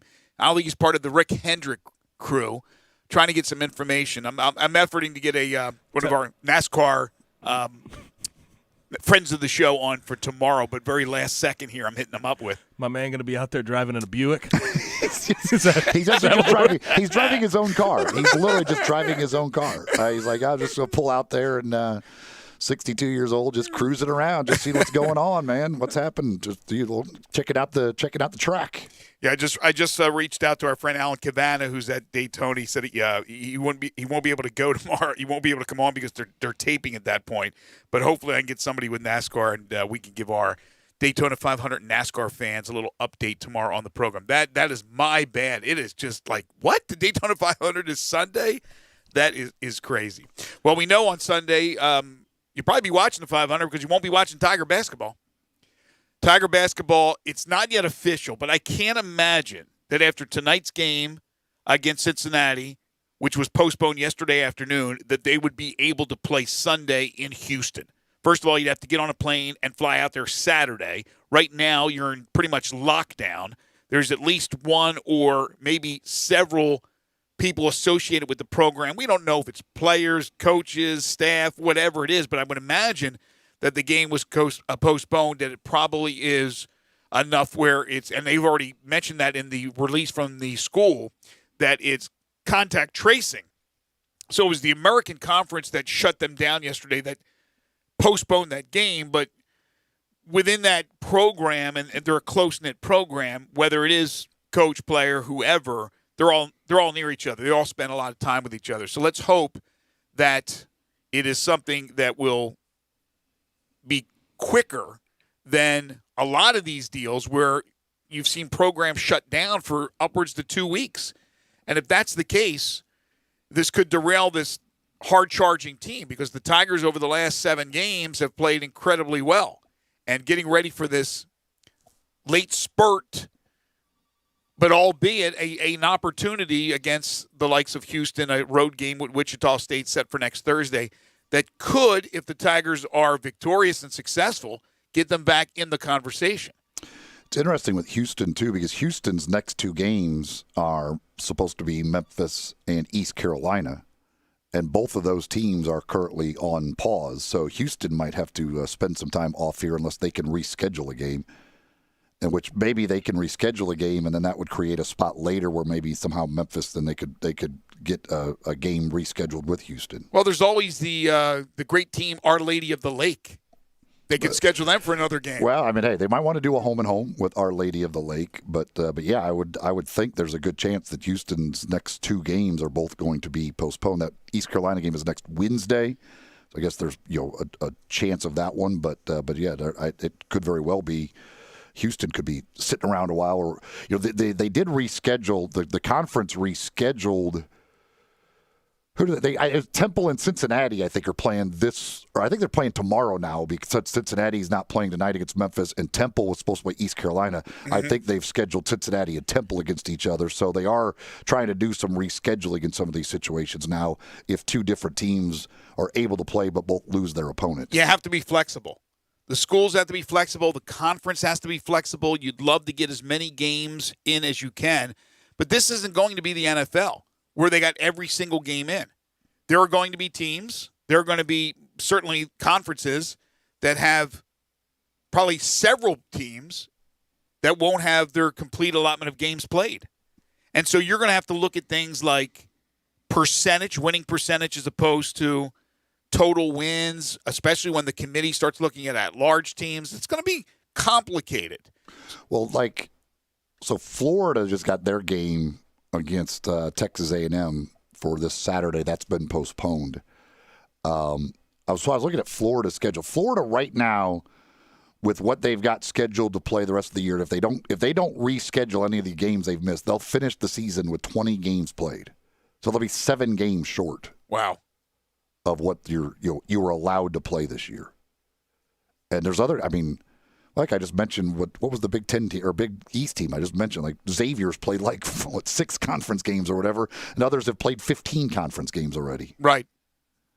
Yeah, there's going to be a big disparity with games played, and I don't know how it all works when it comes down to whether you're just going to strictly look at winning percentage to seed your teams in a conference tournament.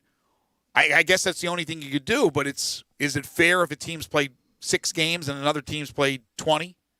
But that's the way it is. I guess all fairness is out the door when it comes to sports and trying to complete seasons. And that's the most important thing this year. They've bubbled up for the NCAA tournament, both the men and the women. Not a bubble as we know it in one venue, in one locale, but it's going to be in the one state with most of the games in Indianapolis for the men and San Antonio for the women. And that's just the way it is. Just the way it is. All right. One more topic of discussion here in this segment, and that's the NFL quarterbacking situation, because I think, have just scratched the surface on what could possibly be maybe the most crazy, for lack of better terms, offseason with quarterbacks that we've ever seen. We've already had a major trade with Detroit and the Rams. So what's going to happen? You have Russell Wilson, who's under contract now in Seattle, who's one of the most mild-mannered people you'll ever see. I don't know the guy personally, but everything you see from him with his interviews is he doesn't throw anybody under the bus. And all of a sudden, the last couple of interviews, basically talking about the lack of protection with the offensive line and the hits that he's been sustaining in Seattle. So he obviously doesn't like the situation. It doesn't mean that he wants to be traded, but they better fix it, or maybe he will demand a trade. That's Russell Wilson. Again, mild-mannered. You got the Dak Prescott situation where they're going to try to what was the video, the controversy yesterday about the preseason video for the Cowboys? They've got like a hype, they're like preseason hype video or whatever. And Dak wasn't in it. He's not in it. And he's not in it, which is interesting. But again, they're trying to go long-term. I would think with Dak, if it doesn't happen, he could be franchised one more time. And then forget about the situation with Deshaun Watson. They want to keep him. They say he's their quarterback. He wants out. And the New York Jets continue to pop up every time you Google Deshaun Watson, rumors, the New York Jets, which would mean Sam Darnold would be on the move. What are the Colts going to do with their quarterback situation? The thing with Russell Wilson that I find a little funny is he's complaining about all the hits he takes. Well, one of the main reasons they had to let some offensive linemen go is because of the amount of money they paid Russell Wilson. So if he would have accepted less money, then they could have kept some offensive linemen to protect him from getting hit. Yeah, and he's a guy like Tom Brady who has a pretty successful wife. So the money's not an issue there. But, yeah, I don't know the particulars, so I can't tell you that he was just greedy. But if that's what they're saying, and he could have had more talent on that offensive line to protect his butt, then you would think you have to give in a little bit. And he's similar to Deshaun Watson, too. It's kind of hard to put like a Pro Bowl offensive line in front of him because he's an escapable guy. He tries to move around a lot. So, obviously I don't think all the sacks are his fault by any stretch of the imagination. He's had terrible O-lines. But sometimes he tends to hold the ball too long and think he can escape more than he can. Yeah, I'm sure that's true. But without Russell Wilson, Seattle over the last how many years he's been in the league, would not be the same. I mean, he's been terrific.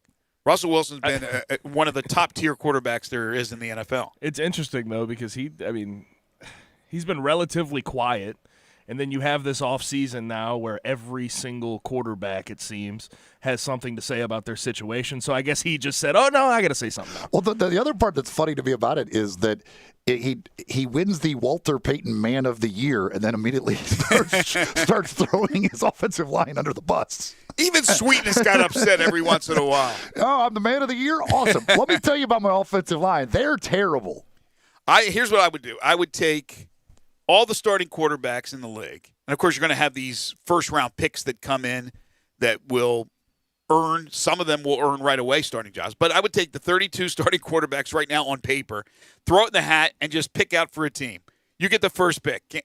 Kansas City, boom. Oh, you lost Patrick Mahomes. Sorry, you got Mitch Trubisky. Wah, wah, wah, wah. How fun would that be?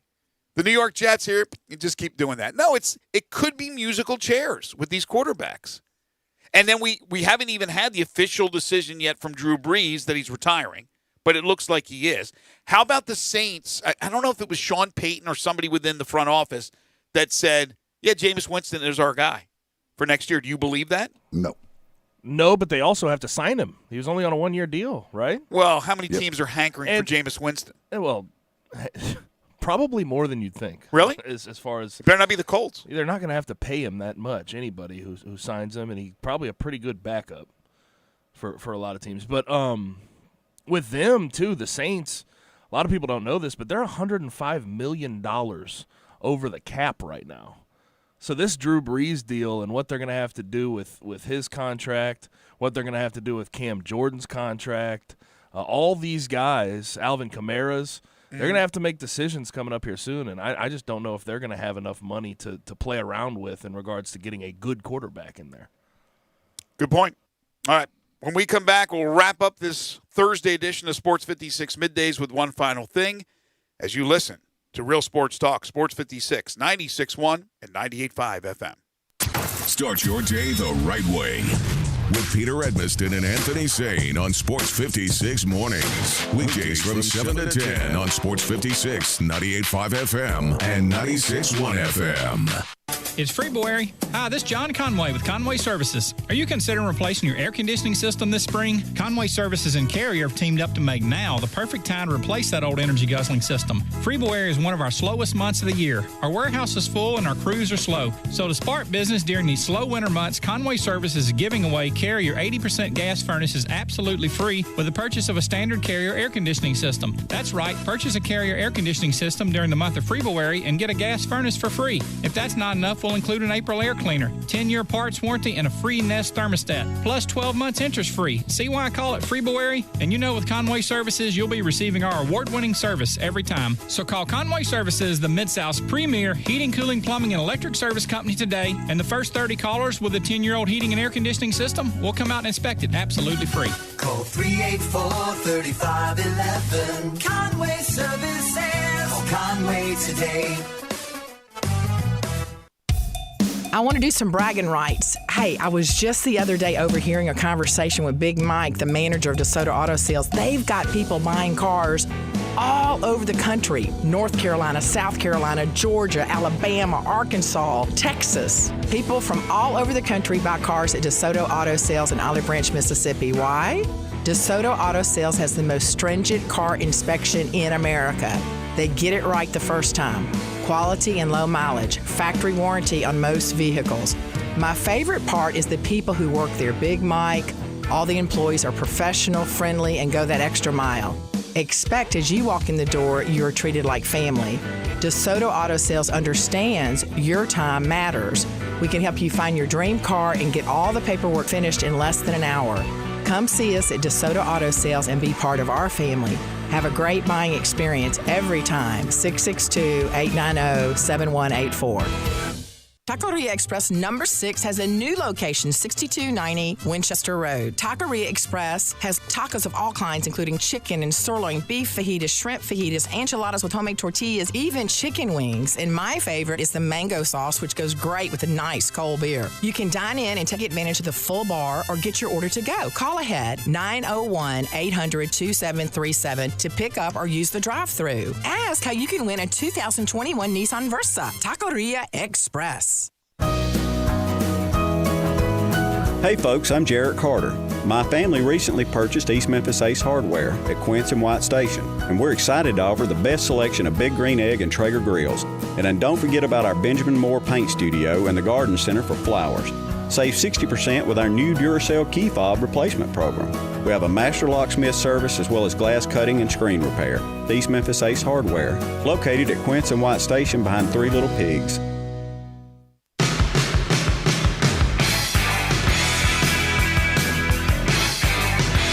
Now, back to Sports 56 Middays.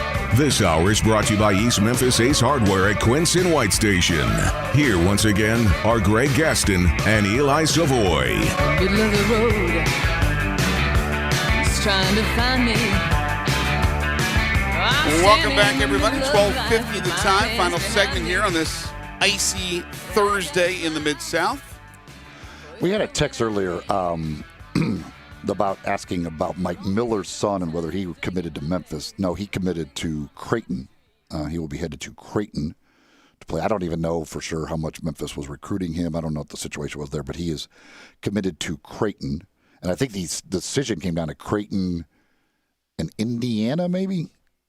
I think that may be right. I don't know if there was anybody else involved. I think they might have been the final. I think they were like the final two. Yeah, I'm not saying there was any kind of bad blood when Mike left to become the Houston head coach. Not at all. I think they still have a good relationship, Penny and Mike. But I think the writing was on the wall that he wasn't going to go to Memphis. And again, like you said, I don't know how heavily Memphis has recruited him, if they've recruited him at all. I don't know. I'm not a recruiting guy. But you pretty much thought when Mike left, there was no chance. If Mike was still there, you thought, well, you know, he's coaching there. I'm sure his son's going to probably come and play there. Yeah, but not the case. But Creighton's a good program. So, real good program. And good luck to him at Creighton. Bobby in Midtown says I ran across a really good sports movie I had never heard of. It's called The Edge of America, based on a true story about a girls' high school basketball team on a Native American reservation in Utah. Check it out if you can find it. Well worth your time. I have never heard of that movie before. I have seen a movie with a similar premise as what he just pointed out. I'm wondering if it was that movie or not, but I thought it was boys. It was a boys basketball team that I saw. But on a reservation, they played basketball. There were a lot of issues within the reservation with alcoholism and things of that nature. But I'm trying to – I don't think it's what he's talking about because I'm pretty sure it was boys. Time now for one final thing. Before Greg and Eli get out of here for the day, they each have one final thing they think you should know to make it through the rest of your day. So here are Greg and Eli with one final thing. So earlier in the show, we were talking with our guest, David Sampson, about his ordeal with testing positive for COVID-19 and how he dealt with the virus and how hard it rocked him. Minnesota Timberwolves center Karl Anthony Towns, who also has been out for quite some time and is now returning to play, and just played the other night, went 18-10 for the Timberwolves in their loss to the Clippers, but he was out for quite some time. He said there are nights after he tested positive for COVID-19 when his vitals weren't good and that his underlying conditions and genetics made his bout with the virus scary. Quote, I am a high-risk case, Towns said of his experience with the coronavirus. COVID did not treat me well whatsoever. A lot of scary nights. One of the things that I told my sister when I got COVID was that, hey, I got it and I don't get a good version of it. I got a lot of COVID in me, but I am going to fight and beat it. He added, through all the long nights where I was just not feeling well whatsoever and the vitals weren't good and decisions had to be made on my health, I kept my family and my niece and nephew in mind. They pushed me to continue doing things. When COVID kept messing with my body, my mind, and spirit, I thought about them and my mother. His mother died from COVID. I'm not sure exactly when that was, but I think he also had other family members that were affected by it, maybe another one that also passed away. So he has been hit hard personally and professionally, but now it's good to see Cat back on the hardwood. Yeah, no doubt. By the way, I'm still disturbed by Dave Sampson's choices in candy. There's something not right there. Seemed like you had a black licorice fetish. That's disgusting too. Like, it's so disgusting. I'd literally, he's the first person I think I've ever met that likes that. Like, yeah. And so to love it, to have it be your favorite thing, is just weird. I eat red licorice. I love Twizzlers. Somebody had that on their list yesterday. Now, you ever have the Chuckles, the little jelly candies? There's like 5 of them in the pack. Chuckles. No. One's red, one's cherry, one's lemon. Anyway, there's a black licorice one in there. I eat the darn thing because it's there. I don't like it. I kind of gag on it. And I still eat the darn thing because you only get 5 Chuckles. So we continue to get more and more information about the Super Bowl streaker, Yuri Andrade, who says that this was all part of a money-making scheme in order to cash in on the prop bet that Bovada was offering. Says he had a group of friends set up accounts and place bets totaling over $50,000 on the prop bet of will a fan run onto the field during the game, netting over $370,000 in winnings. Bovada Communications Director Ross Stevens has said that there were some betting irregularities on their Super Bowl prop. And it says, our players have always trusted us to ensure the integrity of all props offered in our sportsbook. We will continue to make sure that any publicity stunts or ill-intended behavior cannot adversely affect the outcome of a player's wager. He says anyone that bet no on the wager will be refunded. They will be honoring all winning yes wagers that are, quote, determined to have had no part in the betting irregularities. How do you tell? I don't know. I don't know how they're going to be determining that. But yeah, in a lot of ways, it's a pretty genius move by the guy. I mean, think about it. As he said, $500 to get out of jail. He made a lot more than that doing it. Well, I wonder in the past with streaking, which doesn't just happen at American sporting events, it's happened all over the world. And these type of prop bets, which aren't taken in every book, but there's a lot of, especially offshores that do, that it hasn't been done because of those reasons. that I can't imagine that it hasn't happened before, or at least been contemplated before, of doing this to make a lot of money. Now, I guess if you had one bet that was 50 G's and everybody else was betting $5 on whether a streaker would run across the field, that maybe that's a little different, and that's where you find the irregularities. They would have a $50,000. Well, they wouldn't take that amount. But again, don't offer those type of things when it can be. Well, I'm going to guess that the whole person running onto the field bet will never be offered again. Right. It's funny too because Andre also said that he had a decoy. Basically, he said another person on the field first as a distraction. That was Douglas Schaefer, who was also arrested on the same charge. But I mean, this was a very elaborate scheme they had cooked up here to send out a decoy, get the security guard's attention, make sure you get to make it on the field. Mm-hmm. You know the bet's going to cash, and you and your friends got $370,000 out of it.